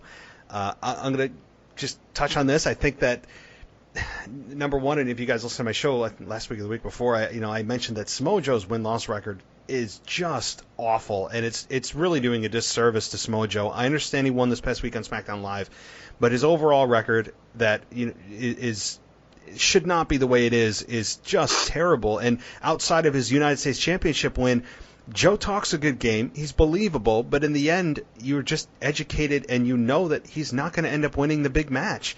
And I don't want that for Samoa Joe. Samoa Joe's kind of on the same level with Drew McIntyre in that he's very believable. He's nasty. He genuinely puts a little bit of fear into your heart. I mean, I'm a 34-year-old guy, and I'm like, hey, like I wouldn't want to get in a fight with this guy. He gives that off to me, and I like that. He's got that nasty, mean streak. He's a veteran. He carved his cloth not in WWE, which I like, because he understands crowd psychology. He's a student of the game, and WWE has done just a disservice to Samoa Joe, I think, since he's come in. Originally coming in as Triple H's heavy and putting down Seth Rollins. And I thought, oh my God! And when he had a match with Brock Lesnar and just barely lost that match with Brock, that was a hell of a match. That he told Brock, listen, you didn't beat me, you escaped me. That was an amazing line and so true. To just falling almost off the radar to, okay, we're going to give him a consolation prize. Here's the United States Championship. So we're going to put the belt on you to put a little bit of relevancy on you when actually it should be the opposite. And okay, he's facing Rey Mysterio, and Rey Mysterio inexplicably shows up on Monday Night Raw, which, okay, where's the brand split here? I mean, you have people just kind of going interchangeably back and forth, which there's no explanation for it. I mean, Michael Cole shows up on SmackDown. Why? I mean, things like that I'm supposed to just overlook. But nonetheless, this match itself, I'm looking forward to that. The only reason I'm looking forward to it is if Samoa Joe wins and gets on a hot streak. Samoa Joe needs to get on a hot streak, and I'm hoping, and the only reason I'm picking Samoa Joe is because it's my hope, not because it's what may happen. It's because I'm going by my brain and what should happen. And if I was booking it, Samoa Joe wins this match and goes on a hot streak that he is long overdue. And I think that is coming for Joe here. So Samoa Joe wins and goes on a hot streak. Lawrence, your thoughts? Yeah, I think if there's one person that needs to win at WrestleMania more than anyone else, it's definitely Samoa Joe. Like he needs to win at this WrestleMania more than anyone else on the card, more than Kofi Kingston for me, more than Becky. Samoa Joe if he's not going to win it now, he's I don't know where you go with him from here. We've seen him getting pinned. He's the one that gets pinned in tag matches. We've seen him lose in the gauntlet matches. He's lost in non-title matches. And like you said, like when he had the match with Brock Lesnar, you felt like that was a sort of the beginning for Joe, that we were really going to see him as this really top badass heel. But it's just not turned out that way. They're giving him the US title, but it's still. I want to take Samoa Joe seriously, and if he loses to Rey Mysterio, I just think that's kind of the final nail in the coffin for him. I don't know where you would go from that point with Joe. I'm sure him and Rey Mysterio will have a great match, and it probably something like this could open the show. It could be a really, really good, fast-paced match. Using the sort of big guy versus little guy thing, and it could really set the pace really well. But to me, I mean, there can't be anything else than a Samoa Joe win here. Yeah, I again agree with both of you guys. I think Joe does win this match. Unfortunately, I don't think it's going to be a clean victory. I think with the introduction of Rey's son Dominic on SmackDown, maybe 2 weeks ago, maybe 3 weeks ago, I'm a little unsure about that, but I think maybe Dominic is sitting ringside and may cost Rey the match either inadvertently or maybe on purpose, and just to establish that kind of a little friction so they can continue this match going forward. But at the end of the night, I see Joe winning this match because first of all, he needs it, and he should win, because Rey is one of those guys who is kind of like a nostalgic act in itself, regardless of the fact that he could probably go better than any of the other guys from his era and his generation. I feel like Rey can kind of take this loss and just keep it moving like it kind of didn't even really happen to begin with. So I'm going Samoa Joe. Oh, totally. Rey can take the loss just fine. It's not going to affect anything in terms of his career or trajectory or how fans view him at all. Because Rey Mysterio, as good as he is, and he's almost timeless, he's in some kind of like time machine that he really almost hasn't missed a step, which is amazing. And he's had how many knee surgeries and injuries that, I mean, it's a testament to Rey Mysterio. I love him as a performer. He's got still a great gimmick. His son Dominic is clearly going to somehow play a role in this match, and whether it's son turns on dad and breaks his heart or whatever it may be, Rey just has to lose this. I hope it's not by some kind of hook or crook and that Joe outright beats him, because I don't want Joe to have a tainted victory. And when you look at the size difference, Joe should have no problem in reality beating Rey Mysterio. I mean, so this is, as Lawrence said, too, that anybody on the card needs it. It's Samoa Joe in the worst way, and there's no better place to start that streak than at WrestleMania. So, speaking of father and son issues, The Miz and Shane McMahon. Kind of a really smooth transition there. Falls Count Anywhere. Feels good. Ashley, what do you think about this one? Wow. So, ironically enough, I'm a little torn on this one too, because I think the whole Falls Count Anywhere plays into a fact majorly. I think that we're all expecting Shane to do something crazy off of whatever contraption they build him for the arena. I see Shane doing something crazy, trying to demolish The Miz once and for all, and that backfiring, and then Miz picks up the victory. Although I have this weird feeling again that it wouldn't surprise me if Shane somehow beats The Miz, whether it's from outside quote-unquote interference or what have you. But I think Miz is one of those guys, too, that kind of needs this victory, even though it is against Shane McMahon, who isn't a full-time wrestler, none of that good stuff. But Shane McMahon's name and value in itself is on par with a lot of other wrestlers, as crazy and mind-blowing as it is to say in a way. But I think Miz does need this victory, but there's a weird part of me, again, that feels like, is Shane going to come out and win this match? Because if you look at the track history, all the big matches that Shane is in, he loses.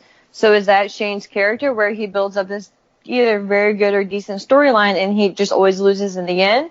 Or is this going to be the time where he does build up this storyline and does do all these dastardly things to miss his father and says all these crazy things, but he actually pulls out a win in the end, and they continue this going forward? But I think they kind of need to give Miz this victory. Miz needs this more than Shane, obviously, especially since Shane isn't an actual wrestler. But I think Miz needs to win this victory. Shane's going to do something crazy probably, with it being Falls Count Anywhere, and Miz goes for it. And I think Miz does maintain his babyface character and just continues to establish his legacy going forward. So I'm going to say Miz, but it wouldn't surprise me if Shane wins. Lawrence? Yeah, like I'm not overly sort of sold on Miz as a babyface yet. You know, there's some moments where I've been more into it than others. But I actually think Shane McMahon's going to win this match. I think if they are going to go down the path of Miz being a face now, I think the best way to do that, having this Falls Count Anywhere match, would be to have another heel superstar kind of assist Shane in the win, whether that be a Kevin Owens, whoever it might be, maybe an NXT guy and NXT heel, and kind of if you're going to go down the path of having Miz as a face, set a rivalry up between Miz and an upcoming or strong heel on SmackDown, and that would be the best way for me to kind of think about booking this a bit further along the field, rather than Miz just kind of beat Shane McMahon clean in a Falls Count Anywhere match. Like, to me, you know, it's just, I've got a gut that Shane McMahon's going to end up winning this with an assist from someone. That's the way I see it going. Kind of stole my thunder, Lawrence. Yeah, I'm with you on that one. I think Shane wins this. While it's not impossible that Miz does, I think that more importantly, Shane has just turned heel, and I think, yeah, the Miz has turned babyface, but I think that Shane as a heel is better suited to his character. And yeah, he's not a full-time wrestler, and I've argued for years that he should be nowhere near the level and believability of being able to compete one-on-one and go toe-to-toe with these world-class athletes. But at the same time, you know, Shane McMahon as a heel, I think, is much more effective and believable than he was as a babyface. And to get the heat on himself by having, just as you said, Lawrence, an assist, whether it is Kevin Owens, but he's kind of a quasi-babyface with his show, and apparently he likes to hang out at bowling alleys with his family and all that weird stuff. It could be Bray Wyatt. I mean, it could be a returning star, as you just said, an assist from somebody from NXT. I think it's going to be Shane taking a hell of a beating after, you know, he's probably going to jump off the top of the stadium or wherever he's going to jump. And then he's going to get beat down to a bloody pulp probably not literally, by The Miz. And The Miz is going to have him right where he wants him, and out comes Wrestler X to help Shane McMahon, setting up a longer feud with Miz and the heel of whoever interferes. So I think Shane wins, and I think it's by interference and assistance, especially with this a Falls Count Anywhere. It's a legal thing to do in this match. So I think that's exactly where they go. Any final thoughts on this before I move on? No, all good. Nope, I'm good.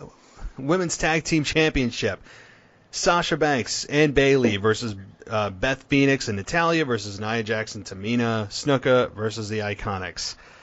So, I really, another one of these matches that doesn't have a whole lot of steam behind it, given the fact that in kind of a sad state of affairs that we all, we wanted the Women's Tag Team Championships to become a reality, and they do, and yet now it's kind of like, it's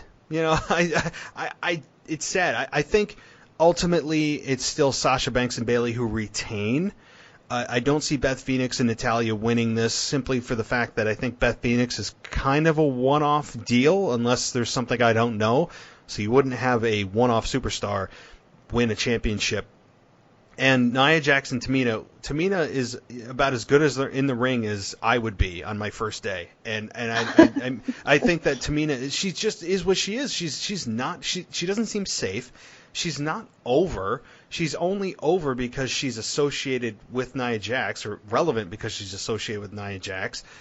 She just doesn't have it. And to have the championships on them, the only reason to put them on them would be, okay, we have solid heels as with the belts. The Iconics, I see our future champions. This is the only team that scares me in this four-way are the Iconics, because they've given them a lot of TV time. They're obnoxious. And I think that they could come out with the belts, and I wouldn't hate it. I think that the Iconics are future tag team champions for the women's division. So they're a very close second in my mind, and I wouldn't hate it. But I'm going to stick with Sasha and Bayley because they basically just got the belts, and they need to add a little bit of value to them. And I think that Sasha Banks and Bayley right now are the most equitable stars to do that. Ashley, what are your thoughts?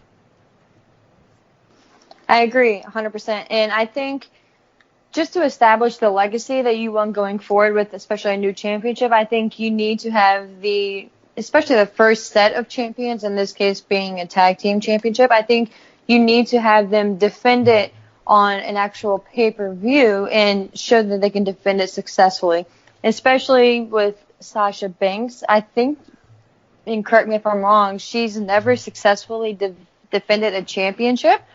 Obviously, before it was just a single championship being the women's championship. But if she were to lose this, going forward, it's like, okay, so what credibility do you have with her just as half of that tag team, obviously? So I think, if for nothing else, maybe for that reason, you have to have Sasha and Bayley just defend them successfully. And then, like you said, I honestly was never really that high on the Iconics, but they've grown on me. Sometimes their promos kind of like get me the wrong way, but in the grand scheme of things, I think they are a solid tag team. They're a solid heel tag team, and I could see the Boston Hug Connection retaining their championships at WrestleMania and then going forward with a feud with the Iconics. So I'm going to pick Boston Hug, Sasha Banks, and Bayley to retain and to maybe move forward with a feud with the Iconics. I see Sasha and Bayley retaining too. Like, I'm not really a fan of the match setup itself. Rather than having a fatal four-way, I'd rather just have Bayley and Sasha defending against one team, just a normal sort of women's tag team match. We already have a sort of fatal four-way tag match coming up as well. I wish they did something a bit different. I don't know if they could have got Trish and Lita. That's kind of a dream fantasy match. Just for WrestleMania, I think give the tag titles, they're fairly new. Give them a bit of shine to have sort of, Sasha and Bayley defending against someone like Trish and Lita. I think would have been really, really cool. I see Sasha Banks and Bayley retaining. The only people that, like you said, sort of the only other team I could see win is perhaps the Iconics, but even then I'm still pretty confident Banks and Bayley are going to win this match. Okay. I really have nothing else to add to this. It's unfortunate that I'm not really looking forward to this match as much as I hoped, with the fact that this is the first ever women's tag team championship match at WrestleMania, and we're all kind of like ho-hum about it. And unfortunately, I think that WWE has put all of their eggs in one basket. And I know that there are 3 women's matches on the WrestleMania card, but there's really only one. And I think that the triple threat, as much as we're looking forward to it, is it really worth sacrificing all of the other women on the roster to just put them in put all their eggs in one basket, all the championship in one basket, everything in that one match?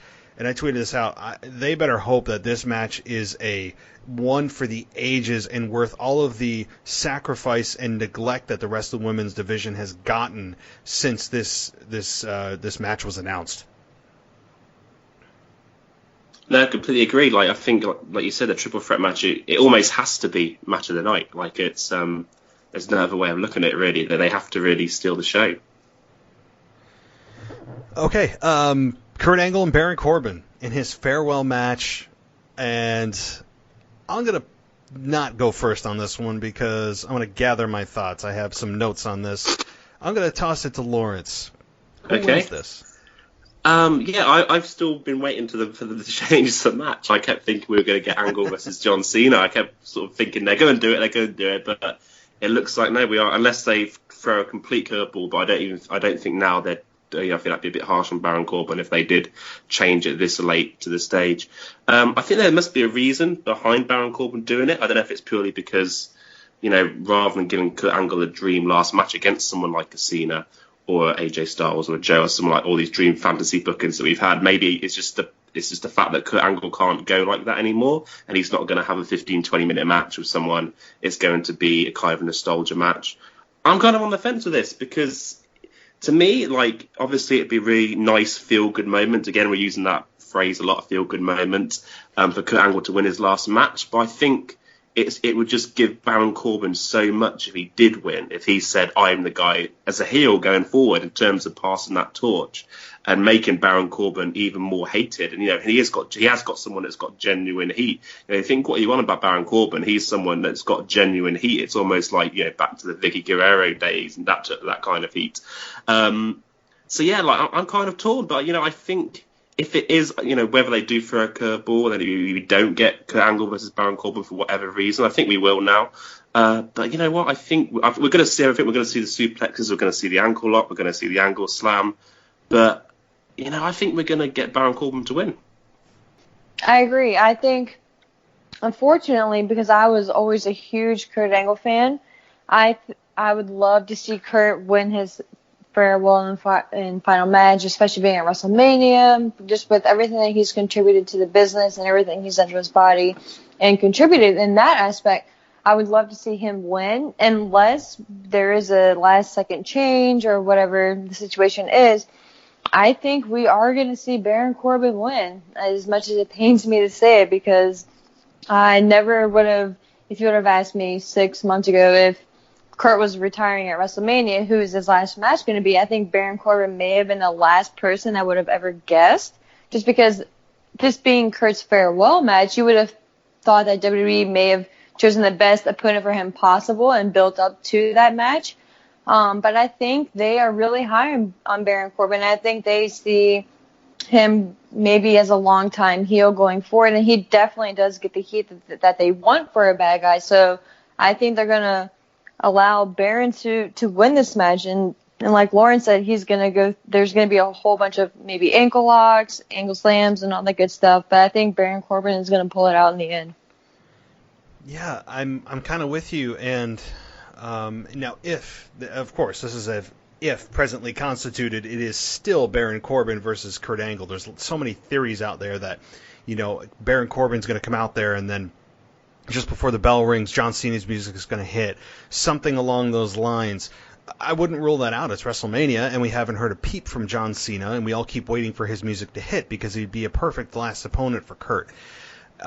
So assuming John Cena has nothing to do with this match, I'm going to go forward with that thinking until proven wrong. If it's a straightforward Baron Corbin Angle match, then Baron Corbin wins. And I think the reason is a couple of things. Number one, we already got what we wanted to see on Raw. We got Kurt Angle putting Baron in an ankle lock and Baron Corbin tapping. So we got what we wanted to see. It wasn't at WrestleMania, but we kind of already were given what we all wanted to see. So that. Number two, Baron Corbin is going to be there Monday night, and he is going to be a performer, a wrestler. Kurt Angle's not. And so is it really going to hurt Kurt Angle's legacy to lose his final match to Baron Corbin? No. You can't erase the last 20 years of his career. That is absolutely just unparalleled. His resume, as Corey Graves says, reads like an encyclopedia. Or actually, I think he said that about Randy Orton. But it really does. And I was there the first night, or the night that he won his first WWE Championship in Albany. And I was there, and he won it at No Mercy 2000. And I remember he beat The Rock, and he ended up kind of collapsing on his knees and crying with the big snot in his nose and all of that. And I was there for it, and I was, oh my gosh, at that age I was I was 15 years old at the time. And so it was an amazing moment. And from there, how many awesome matches did he have with Eddie Guerrero, Chris Benoit, Triple H, Stone Cold. The list goes on. And I don't think that when you look back at the legacy of Kurt Angle that WWE has done justice to really not necessarily his final opponent being justified, because Baron Corbin, when you think, he's nowhere near the opponent that Kurt Angle should have for his last match, but really taking the time to build up and make the audience educated on how important Kurt Angle has been and what he has done and his contributions. Forget TNA. He of course he spent a lot of years in TNA, and he had some great matches with AJ Styles and all of that. I get all that, but just his WWE contributions are legendary. And I don't think that if you take the average fan of today that is just starting to get into WWE, that's younger, understands what Kurt Angle has done. And I think that the importance of Kurt Angle is not being stressed here, so it doesn't feel like a big deal. And that bothers me as a fan. Like, I want to, and I'm trying to self-motivate myself to remember just how awesome Kurt was, and that if indeed this is his final match and not the typical pro wrestling retirement match, that I want it to feel special. And I don't think that Kurt needs to win to make it feel that way. I just want the build to feel special, and it hasn't. Kurt is a shell of himself, and he is. It's hard to watch him on Monday or on SmackDown Live the past couple weeks. It's hard because you look at him and he's 4 steps slower than he was, and it's just father time and how much mileage he has on his body. It's time for him to retire. So this shouldn't be some kind of faux retirement. I believe it's his true retirement. It should be, and so I think that Baron Corbin wins because it would benefit Baron more than it would benefit Kurt. Yeah, no, I completely agree. And Kurt Angle could win, but it might be just the fact that, like you said, that he's got so much mileage on him and he can't do it. That's why we haven't got like a John Cena, one of these big dream matches for his final match that people want. And it's purely because Kurt Angle wouldn't be able to perform to that level anymore. So maybe they've given him a softer opponent like Baron Corbin, just a nice, easy, clean win. But I hope they haven't done that, because I think it would really hurt Baron Corbin. I'd like to think WWE are really going to try and put some stock in Baron Corbin.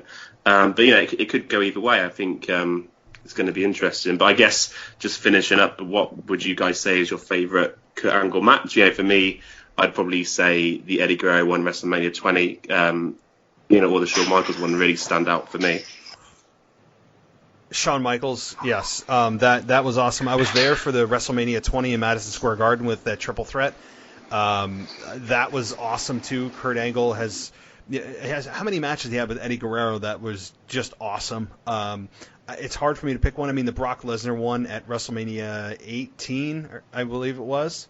I think it was 19. Really 19, yeah. Yeah. I really, really enjoyed that one. It was, I don't know. It's it's hard to pick one. Ashley, do you have a favorite? Yeah, no, I definitely co-sign with all the matches that you guys have said. And I think the one that sticks out to me too, and which I was hoping once we realized it was his farewell match, I was hoping they were going to go in this direction, but I believe it was SummerSlam 02 when Rey Mysterio was first debuting for the company. I believe it was even the opening match on that card. it was Kurt Angle versus Rey Mysterio, and that match, for whatever reason, just really stuck out to me. And I believe Rey ended up losing that match to Kurt, but I just remember seeing that match, and I was like, man, it was amazing, because Rey is a high flyer, and Kurt is a grappling wrestler, and just to see those styles clash in a way that was just so smooth and just such a fluid match, and that one just always stuck out to me as well. Okay, SmackDown Championship, SmackDown Tag Team Championship. Now, I think we're starting to get closer and closer to the pre-show, guys, unfortunately. It's the Usos versus Ricochet and Aleister Black versus The Bar versus Rusev and Shinsuke Nakamura. Again, this is, I would say Usos retain, because I don't think Ricochet and Aleister Black are ready for the championship yet, although they've been getting a lot of airtime. It's just not time, at least in my mind, for them to capture the SmackDown Tag Team Championships. And Rusev and Shinsuke, I mean, when was the last time they won a match? I mean, they take the pinfall every single week. The Bar, I mean, they feel like they've had the championship since they became The Bar. I mean, so I think the Usos keep it because they make the most sense. What about you, Lawrence? Yeah, I don't got much to say about the match. I think the Usos will retain. Like I said, the only one I'm kind of thinking, will they do it just kind of for part of the story is kind of Ricochet, Aleister Black? Maybe they go that route, but I think I prefer my sort of gut with the Usos retaining rather than that. For sure, I'm going with the Usos as well. I'm kind of disappointed that they didn't just go with maybe not the most obvious, but I think the Hardys versus the Usos would have been a much more entertaining match. I guess maybe if they're looking to fill as many members of their roster on the WrestleMania card itself as they can, this obviously makes the most sense. But me personally, I would have enjoyed the Hardys versus the Usos more so, but I think the only other logical team that could win would be Aleister Black and Ricochet, but I don't see them winning this early on, because I feel like if they were to win their first ever championships on the main roster, I feel like they deserve a actual storyline built into it leading to that championship victory. So I'm going to say Usos retain.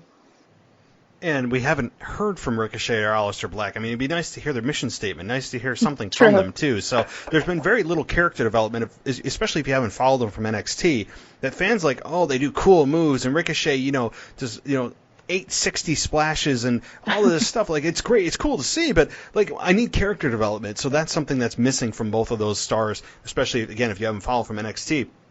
So, Usos, I think, have to win here.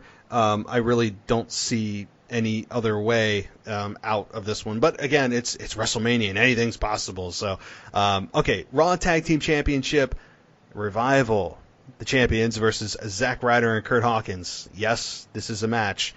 Wait, what? This is a thing. Yeah, it's a thing. Okay. I really.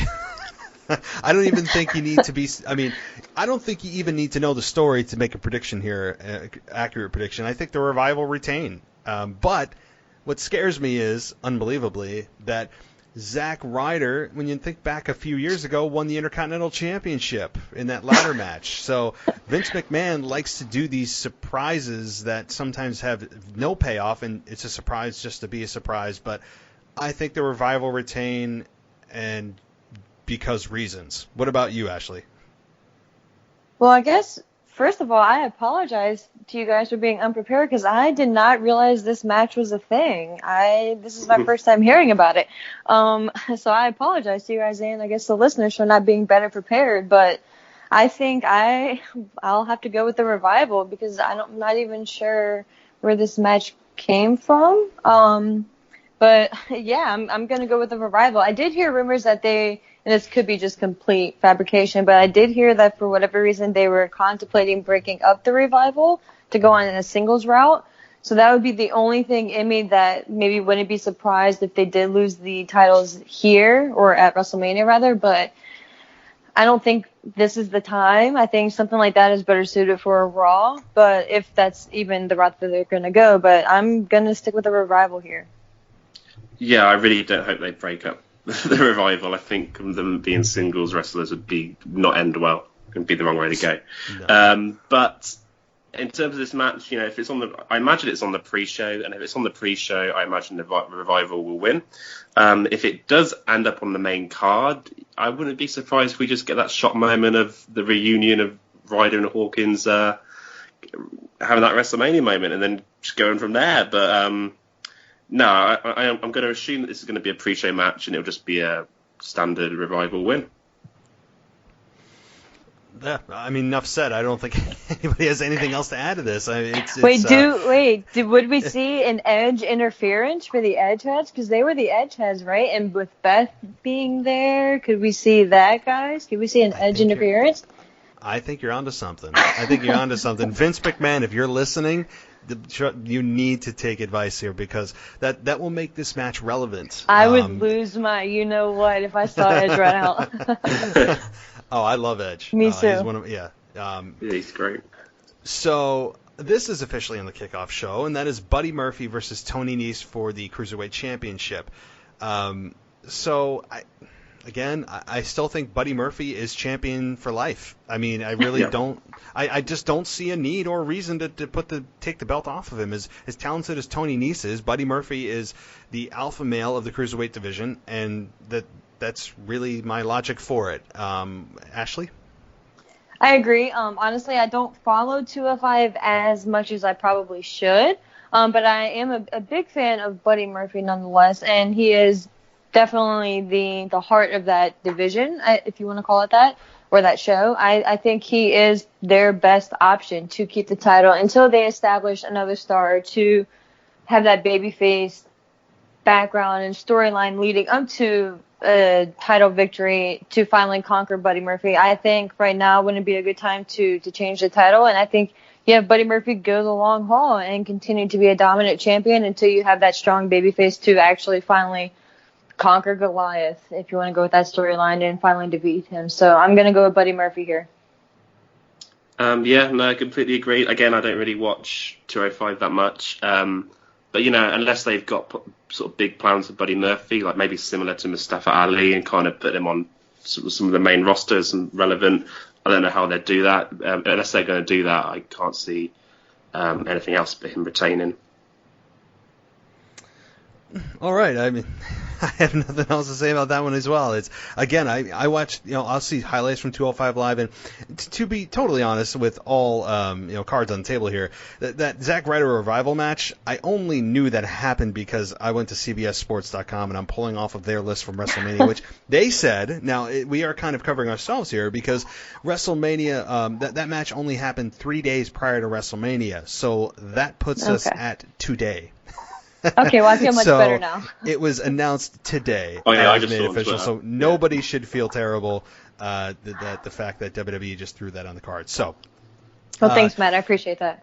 No problem. I just wanted to be totally transparent to the listeners here that I was also unaware of this, and I can't act like I knew, because I had no idea until I read it. So, all right, let's get to the Andre the Giant Memorial Battle Royal. I did know about this match. This is actually going to be on the kickoff show. It's advertised as being on the kickoff show. So, wow. I just want to give a quick thing on this. I really am just shocked at how far Braun Strowman has fallen here. This is about Braun Strowman. And you have other stars in here that are relevant. Matt and Jeff Hardy, which I totally agree should not be buried in this match and should be a one-on-one with the Usos. But WWE likes to make sure everybody gets a WrestleMania moment, which to me shouldn't be the case. It's the best of the best, and I'm not a fan of 14 multi-person matches. But nonetheless, you do have some relevant people in this match. Bobby Roode. I mean, you got Apollo Crews. You got Bo Dallas, Kurt Axel, Luke Gallows. But this is, to me, about one storyline, and because WWE has presented this one storyline, and that's Braun Strowman versus those two clowns, Colin Jost and what's the other guy? Michael Shea. Even know. Michael Shea.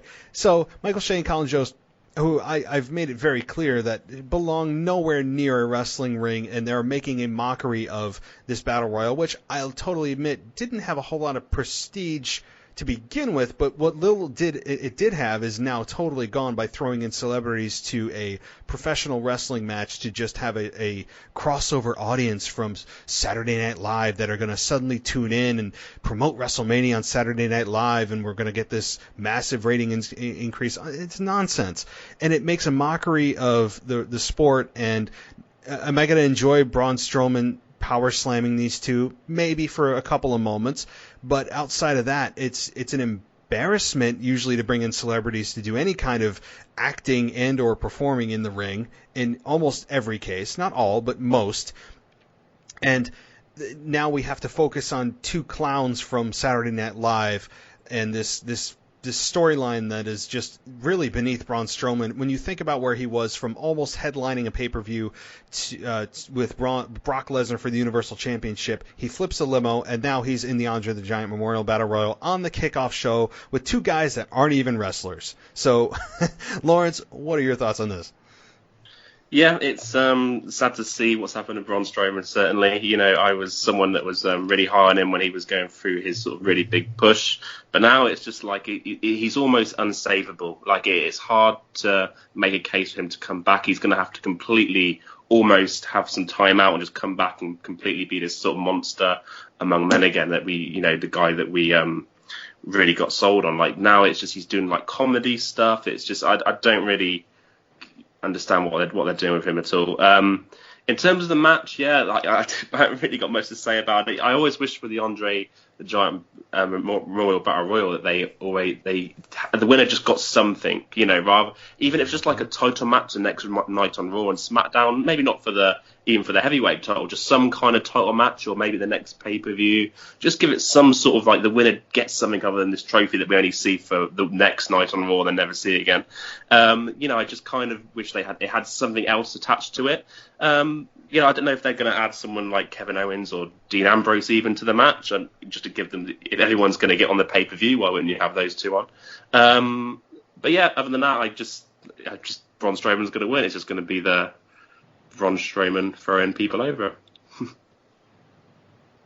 I agree, and you kind of took my thunder there. I was pretty much going to say the exact same thing with regards to what does the winner actually get out of this. And the thing that bothers me the most about this whole concept is the winner doesn't get anything besides a trophy, and it's named after Andre the Giant. He was such a stigma and a big figure and player and character in the wrestling world itself when he was around. So for this match to be named after him and the winner to not even get a title shot, whether it be in any title, whether it's the Intercontinental or the Heavyweight Championship on whatever respective brand, that part just kind of bothers me the most. And I understand it would kind of maybe take away from the Royal Rumble match itself and that feel, and I kind of get that. But other than that, like, what's the real purpose of this match besides to get all the wrestlers into a match itself on whether it's the pre-show or the WrestleMania card itself?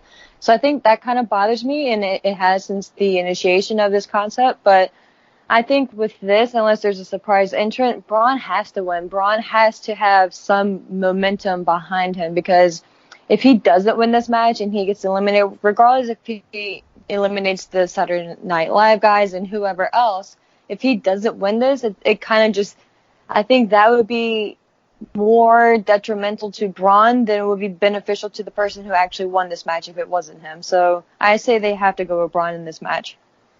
Oh, yeah, I never made my prediction. So, yeah, I went on and on about the match, but I will second and third that Braun has to win. And that's a good analysis. And Braun unfortunately has been kind of a one-trick pony, just flips over big things and, can lift inhuman amounts of weight. And I think that if they add depth to his character, would do wonders for what he can do post-WrestleMania. I'm sure that Braun just wants to get past WrestleMania. I'm sure he has no interest in doing what he's doing at WrestleMania. I really believe that from where he was. And you guys hit it on the head. Winning means nothing here. I mean, it's sad, but it means absolutely nothing.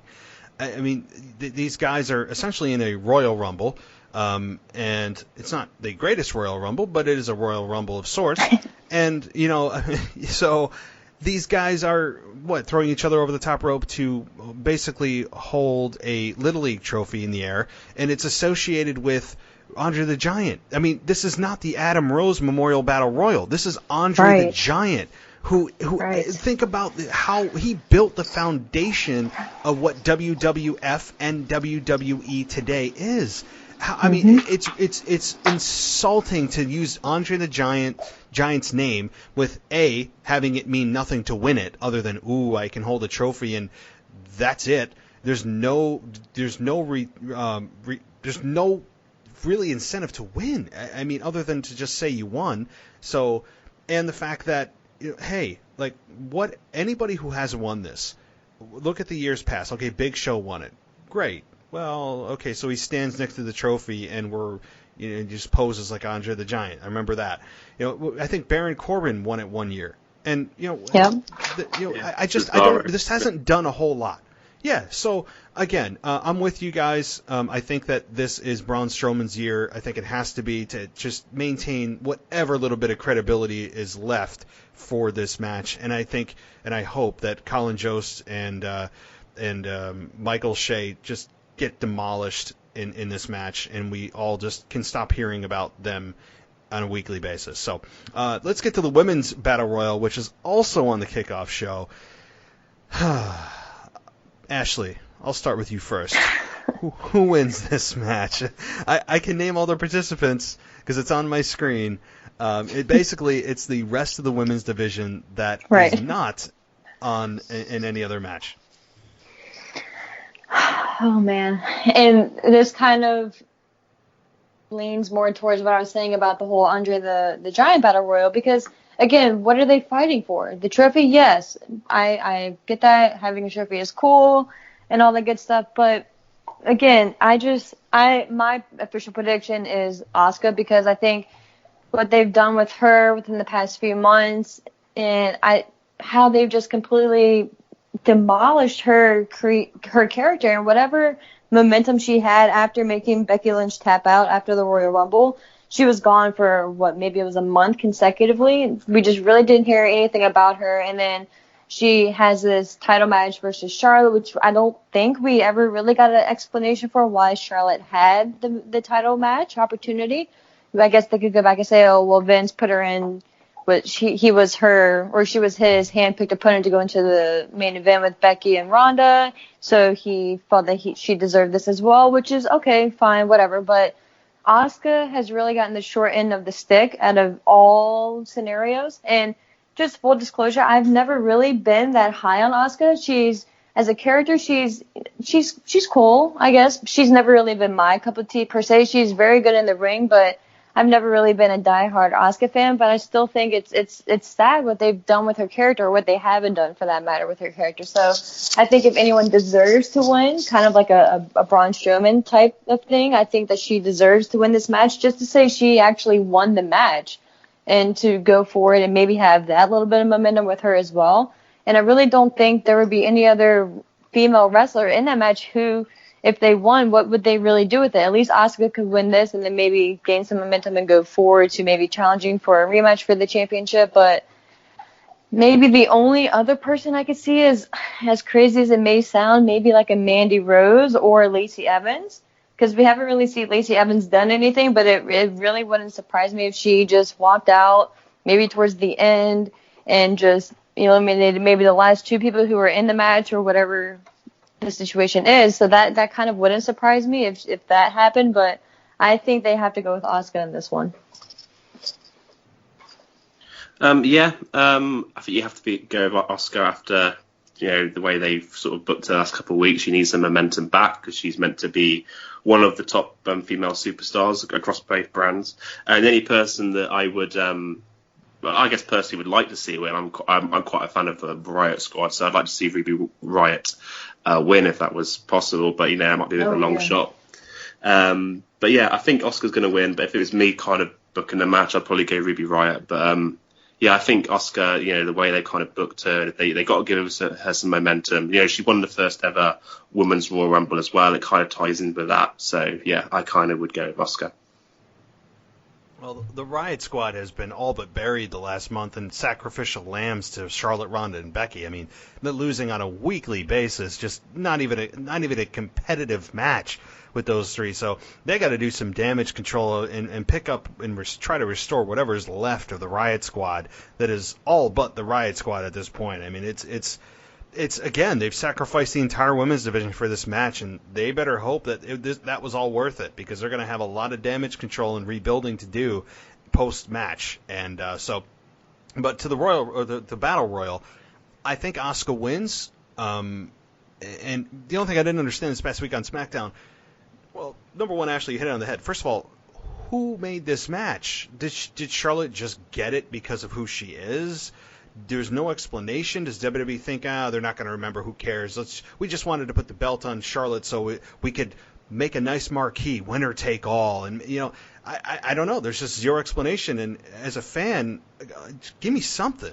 And what's the payoff here? Who made this match? Even the announcers addressed it, which I was happy about. That how did Charlotte get this match? It wasn't announced prior to SmackDown last week.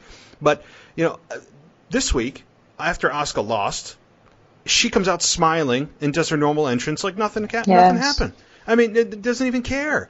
And I know that she's no longer in the title picture, but she should show me some emotion. If you just lost the SmackDown Women's Championship, if it's supposed to mean so much, show some emotion. As you said, I'm not a big fan of Asuka on the mic. I think she's awkward in her inflections in promo, and she's limited in English. But as you said, what really saves her, number one, is her entrance, and number two is in the ring. She's just A+. So I think Asuka wins. I think I don't want to say she has to, but she kind of does to save face here. And could Lacey Evans win as a dark horse? Maybe, but we haven't seen her really do anything. And again, I'm very shocked at what they've done with Asuka. And the women's division can't be happy that they are just all kind of lumped into this kickoff battle royal show that basically has been in past years' WrestleMania just kind of like, well, we have a women's match. We can say we have a women's match. Let's put them all together and we'll just throw in a battle royal that really doesn't mean anything. It kind of feels like years past. Unfortunately, even though, the women are main eventing WrestleMania, they're still putting this match out there. I know there's a men's too, but it just doesn't feel right, especially with the SmackDown Women's Champion who held the belt and, again, tapped out Becky Lynch, who's in the main event of WrestleMania, and they did nothing with that tap out, which to me, I don't understand at the moment. I still don't understand it because they didn't build off of it or use it to Asuka's advantage in any sense of the imagination. So the only thing, guys, that we didn't touch on is, number one, Elias and his musical performance. And two, which I think is very similarly related, is do we see any major appearances from The Rock, Austin, Hogan, anybody of that caliber? What are your guys' thoughts? Ashley, I'll start with you. Do we see anybody that is of that status? And what happens with Elias's musical performance? Gosh, I hope so. And I think with how much they've been building Elias being in New York this past week, there was on Monday Night Raw and SmackDown, they were showing clips of him either in New York or right in front of the MetLife Stadium itself, doing his little guitar gig and all that good stuff. So I feel like there has to be a payoff for them dedicating so much time to showing those video packages for him being out there. I feel like it has to be someone big that's going to come out and interrupt him, and especially since he's been saying, there can be no interruptions, all that good stuff. I feel like they have to have something in their pocket for when Elias does come out, whether it's at the beginning, the middle, maybe towards the end-ish as like a buffer segment.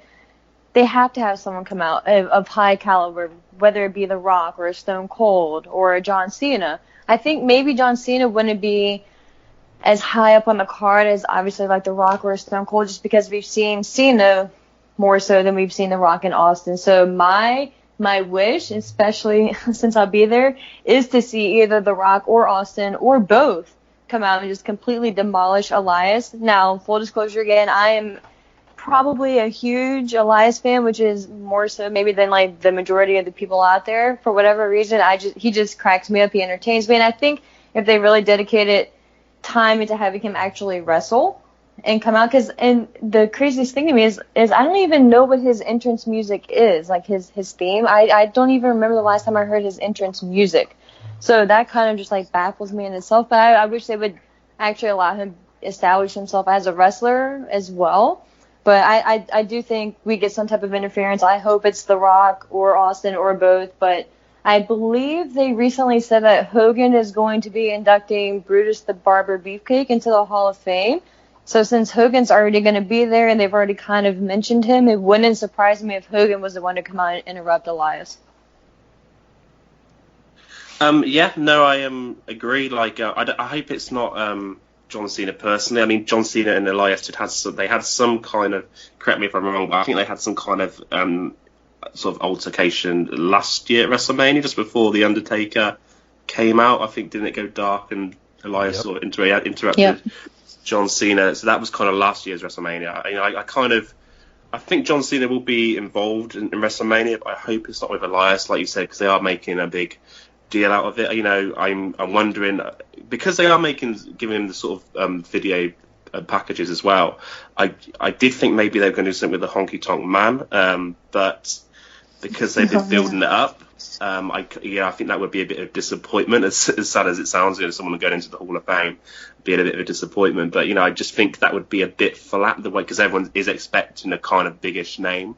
I think The Rock would be a great call, especially if they're going to have if they have this in sort of the latter part of the show where it's starting to get a bit long and a bit. I think The Rock's the perfect guy to kind of lift the crowd back up and get everyone sort of re-energized. And the place will be absolutely buzzing if they hear the Rock's theme tune and just get all the Rock's catchphrases out and doing all the stuff. So I think the Rock would be the perfect person to kind of have interrupt Elias, whether the Rock's schedule's allowing that. We don't know. There's normally some kind of tease if he is going to be around, but there's nothing on that front yet. Hopefully it's The Rock. It could be Steve Austin. It could be Hulk Hogan. Hopefully not John Cena. It'd be, I'd like to, maybe even The Undertaker. Who knows? We shall see.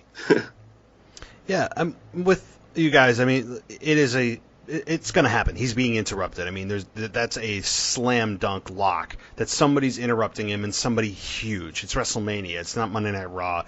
And again, I think, as you just said, John Cena shouldn't happen because we've seen it. He's interrupted Elias before. You guys, I mean, you hit it on the head. So I don't think Cena will do it. If Cena does anything, it should be with Kurt Angle in some capacity, if at all. I mean, John Cena may not appear at all. That's a possibility. I think he will, but if he does, it should be in a Kurt Angle capacity. Undertaker, this could very well be the first WrestleMania that we don't see The Undertaker, which is very jarring as a fan. I mean, you just somehow expect him to show up. And last year, the blink of an eye match that he had with John Cena, if you even want to call it that, at least he showed up. I mean, Undertaker is 52, 53 years old. He's old. I mean, for a performer perspective, he's old, and he can't perform to the level that he used to. However, he's not officially retired. I would think that retirement's coming soon, and the reason I say that is because with Jim Ross in AEW, he, on his podcast, he recently talked about that AEW or WWE was not only going to his house to do some documentary, but also they were doing some things at the Undertaker's residence for a future documentary, which tells me that they are preparing for his official retirement probably next year. So if I was WWE, I would promote the hell out of that match, whoever it is, even for a year or more, if they could, if they're smart. And I think that they will. So this could be very well the first time we don't see The Undertaker at WrestleMania. I'm sad as a fan in my heart because I'm so used to seeing him there. And just I don't even care if he comes out and just chokeslams somebody and calls it a day and just disappears into the night.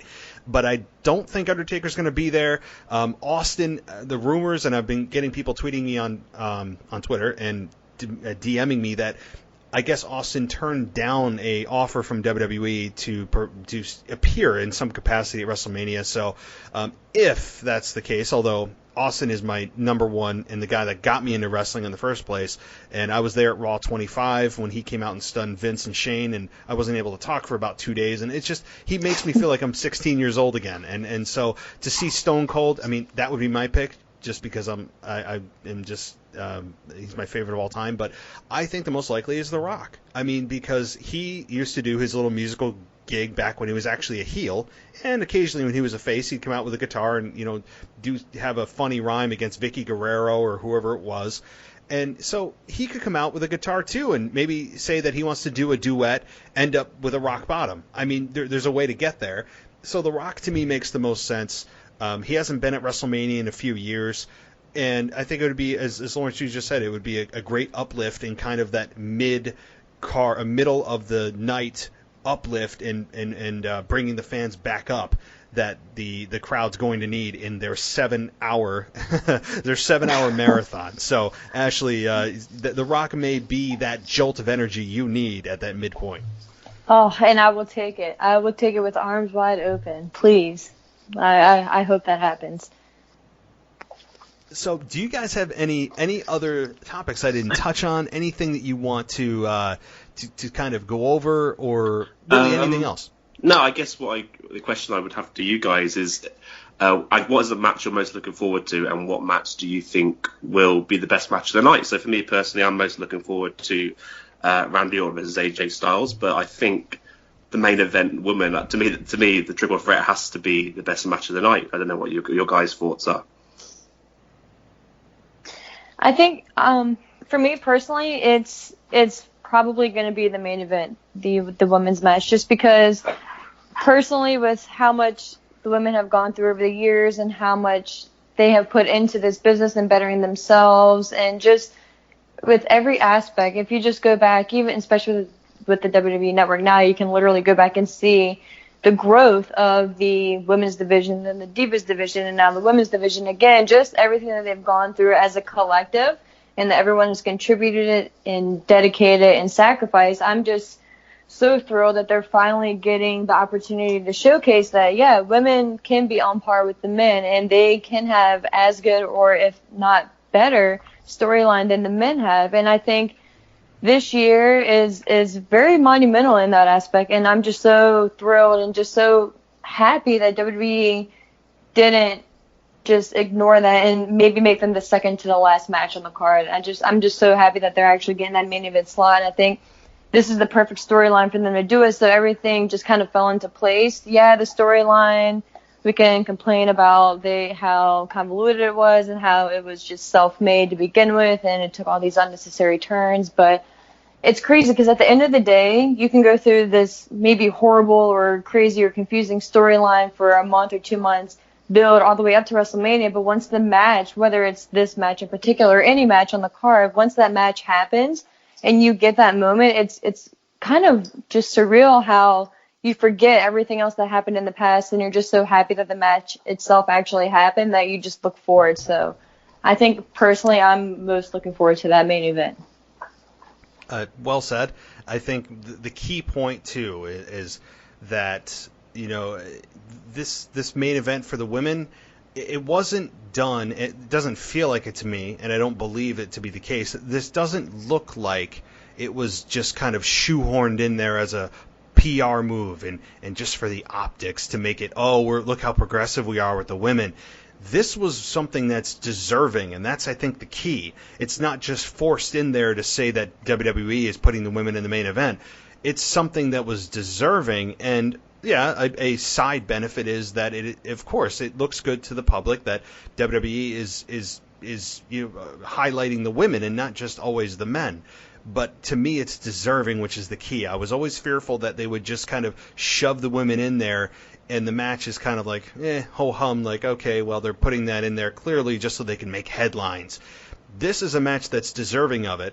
Ronda Rousey, for all of her quirkiness and oddityness, and as Becky Lynch always say, what is the little weirdo, which is true. Ronda Rousey is a weirdo. She's a weird cat, and it's true. And I love that little nickname she gives her because she is just a strange woman in certain areas in her promos and things that she says.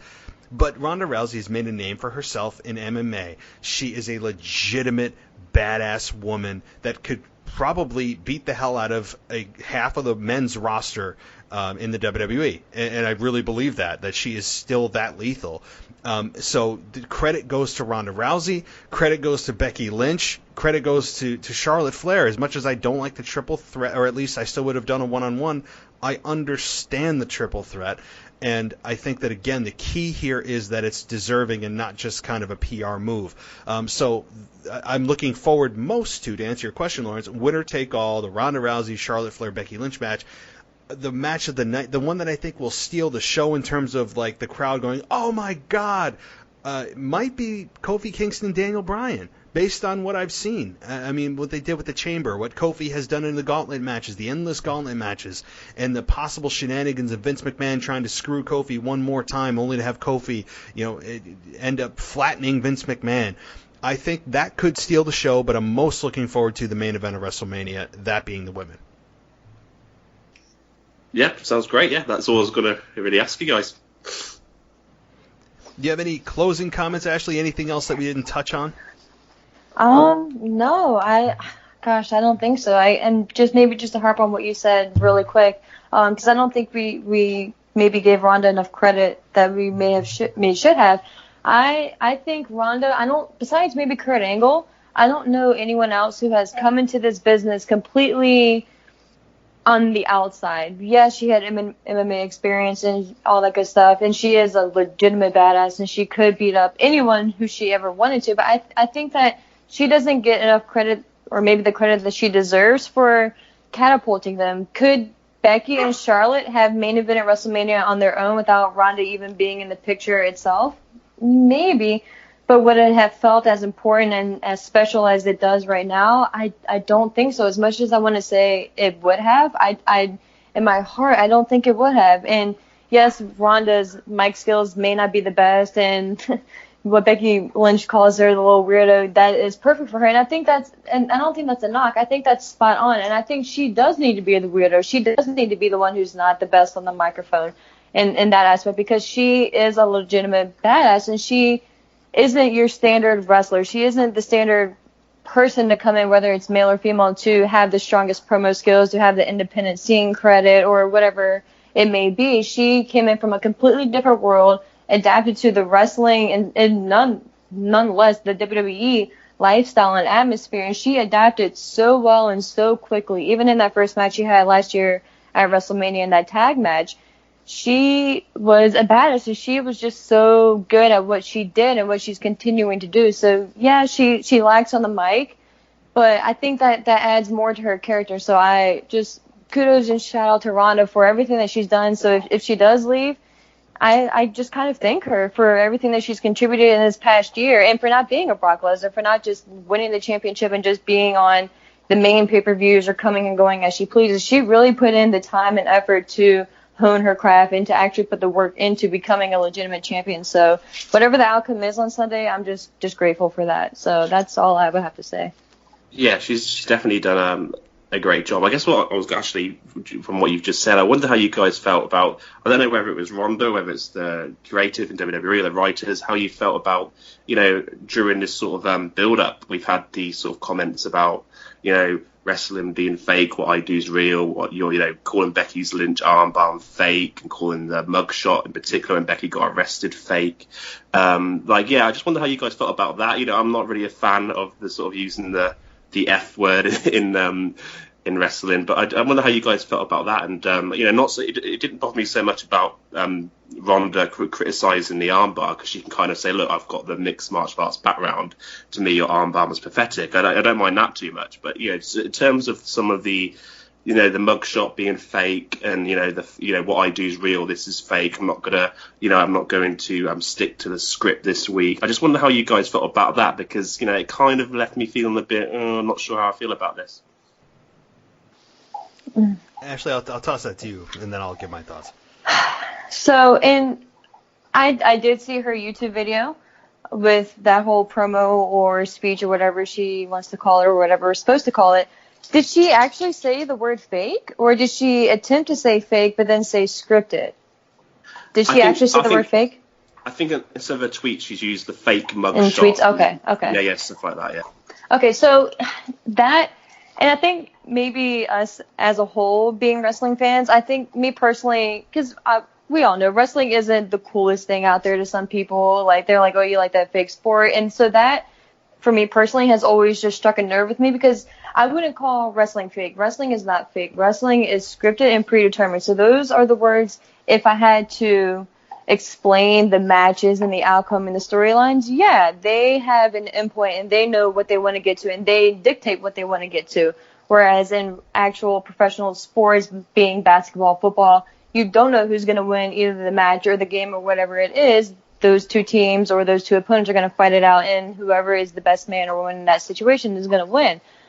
I'm not a fan of her saying it's fake or whatever, but at the same time, from her perspective and her character coming from the outside in the world that she came from, as much as it pains me to say it, I kind of get why they either allowed her to say it, or when she said it, they were like, maybe don't say it again or back off on using certain words, but okay, we'll just use this and go forward, because I think that benefited her heel turn more than anything, and I feel like it's believable. Because your average person, they probably don't know who Charlotte Flair is. They may hear the name Flair, and if they're, depending on their age, like, oh, is that like Ric Flair? But they probably don't know Charlotte, and they most certainly probably don't know Becky Lynch. But if they hear a Ronda Rousey, and they're like, oh yeah, she used to be in the UFC or whatever, and that kind of plays into it. So it's believable for Ronda to say, oh, well, this is fake, and if I wanted to, I could beat them all up legitimately and knock them out, or whatever she wants to say. So it kind of makes sense. I probably wouldn't use that terminology, but at the end of the day, I get what they were trying to do and what they were trying to accomplish. And I think for the end point of having her turn heel, they probably accomplished that. And not for nothing else, they pissed a lot of people off. And we're still talking about it, obviously, to this day. So I think but their end point and their end game for that promo and that interview and that little video clip that she did, I think they accomplished what they were looking for. So they definitely got people talking. And if that's the goal, well, mission accomplished. I know what they were going for. We all know Ronda Rousey is the most lethal woman in WWE, and that if she was in fact in an octagon and not a 20-by-20 professional wrestling ring, that she could beat up probably 100% of the women and legitimately beat them into a bloody pulp inside of that octagon. There's no question about it. I totally get it. My problem, though, is when you take the realism out and you take me out of the moment by telling me I'm not in the moment, I'm no longer in the moment, and then I'm no longer engaged. And while I'm talking about it, it doesn't really piss me off to Ronda Rousey pissing me off. It pisses me off that management allowed her to do that just to create a buzz. Because it's like, and I've said this before, it's like watching a movie and having the actors in the middle of the movie go, hold on, guys, the bad guy and I, we're actually really good friends. We're just going to take a break. We'll be back on the other side of the break. It's like, I don't want to be told that what I'm watching is fake. I know what I'm watching, and I don't want to use fake, but I say fake in lieu of scripted, right? Is probably a better word. I mean, and for those fans out there or people out there that, only come in for WrestleMania season because it's more socially acceptable to be a part of WrestleMania than any other time of the year, we all know who those people are, and say, wrestling's fake, you watch that stupid stuff. I've been dealing with that my whole life. I mean, if you're a wrestling fan, you've come in contact with people who have said that to you. For sure. I mean, it's the nature of the beast. But you know what else is scripted that is some of the most successful things of all time? Game of Thrones, Harry Potter, Yes. Breaking Bad. I mean, think of the things that, okay, you want to state scripted or fake? Well, 99% of the TV you watch that is some of the most successful filmography of all time is what you call, quote, fake. So, I mean, that argument goes right out the window when people say that to me. So, I think that Ronda doing that created a buzz. The internet almost broke, and I think they'll break it this Sunday if Becky doesn't win. And I think that mission accomplished if that's what they were going for. It got my attention, and initially I was like, oh my God, well, Ronda didn't say that on WWE TV. She put it on her own channel, so was that real? And then I thought to myself, no, it's not something that Ronda did without the permission of WWE. I mean, Vince McMahon has such a tight control over his stars that it is extremely unlikely that it was not approved from the office prior to Ronda going on her rant. I mean, people are going, oh my God, she went rogue. But did she really? I mean, I don't think so. I think Ronda just did what she was instructed to do by just having her being told, just be Ronda Rousey, the UFC star, don't be the WWE performer. And so she did. And it got people talking, but I don't like when you're sacrificing the rest of the card to just get a quick buzz for the women's main event at WrestleMania, because now, number one, when you go back into the WWE ring, you're going to have a wrestling match, and we will know immediately whether you are having a wrestling match or you are Ronda Rousey, the UFC badass. And she's WWE performer Ronda Rousey. She's not UFC star Ronda Rousey. I mean, is she pummeling women into a bloody pulp like she did at UFC? No. So, like, that whole logic goes straight out the window when you try to portray to me that, oh, what I'm doing is, they told me to say this stuff, but I didn't say it. I just went out there and no more Mrs. Nice bitch or whatever she said. So I get it. I understand the logic of it, but you're sacrificing a whole lot of other stuff, everybody else on the card, for just trying to get a quick buzz. No, completely agree with that. It like I say, it didn't piss me off that much. It was just like, don't kind of, if you're trying to get invested in the story, don't, try and get you invested and then say, oh yeah, by the way, this is all fake. That was just the kind of thing that, kind of sort of got to me a little bit, but I'm really excited for the match. Like, I think it's going to be a great match and hopefully one of the best main events of all time. I'm really excited to see the match. I just think there was, I liked the whole Ronda Rousey criticising the armbar, Becky Lynch, saying, my MMA background, I can call that armbar pathetic kind of thing. But yeah, I just thought that the word fake was just a bit unnecessary. That this, for the story, that's how I felt anyway. And Ashley, you get to see this firsthand. Do you have good seats? I do. So I'm not on the actual floor itself, but I'm on that first level that's kind of like rising towards the top. So I'm pretty good. And I actually prefer that just because I'm like 5'3", 5'4", so I'm not the tallest person out there. So I probably, like when I went to the Raw in DC, for instance, this past Monday, I had 4 seats and I could kind of see just because I was like 3 rows back, but I quickly realized if I was like maybe the 4th, 5th, or 6th row, I probably wouldn't see the majority of what was going on because I'm, again, not that tall. So my goal has always been on that first level, just kind of rising a little bit. So I do have pretty decent seats, so I'm beyond stoked to actually be going to this year's WrestleMania. I'm so jealous, and I believe the weather looks good, and I don't think there's a roof on MetLife. So there's not a roof, and there was speculation that it was going to rain. There was I think a 30 or 40% chance that it was going to rain. So I went to their website and I was just checking out if I could bring a poncho, what was allowed. So then I think I heard maybe a few hours ago that it went down to a 20% chance of rain. So we'll see. Should be good. Yeah, well, next year it's in Tampa, so I think that pretty much guaranteed a 75 to 80 degree day down there. And for sure. Yeah, they took a chance in New York City this year, I'll tell you, because I've seen freak snowstorms in New York City, and I mean I'm up in Albany, and I mean I've seen freak snowstorms up until beginning of May here. Gosh. So yeah, they took quite a chance. All right, well, guys, I want to thank you for coming on the show here. I know we went at length here, but I really enjoyed it. I think we covered all the bases. I like how we're not always in agreement. We definitely have some things that I wrote down most of our predictions, so I'm going to see who's got the best total at the end of the night.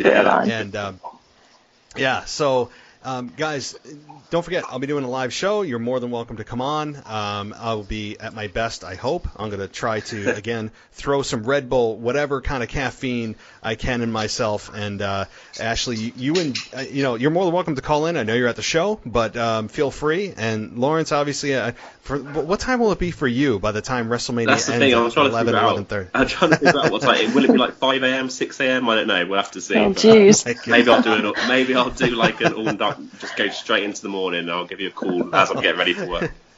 Yeah, by all means. Yeah. But guys, thank you so much for joining me. Ashley, enjoy your entire wrestling-filled weekend. Oh, I definitely will. And I hope I get the chance to call in after WrestleMania and speak with you about everything that happened that night. So I'm definitely looking forward to it. Yeah, absolutely. And don't forget to bring that poncho and bring your man T-shirt. I hope you got one. You already know I do. You already know. Yeah. All right, guys. Cool. Thank you, and I'm sure we'll be in touch real soon. For sure. Thank you. Enjoy the show. Bye, guys. Bye. All right, guys. Thank you for listening to this podcast. I know it was a bit lengthy, longest one of the entire series I've ever had. And so, again, it was great having Ashley, great having Lawrence, and I want to thank you guys for listening. Don't forget, I'll be back this Sunday immediately following WrestleMania for the live call-in show. All right, well, as always, guys, that's all I got for you today, and I'll talk to you next time.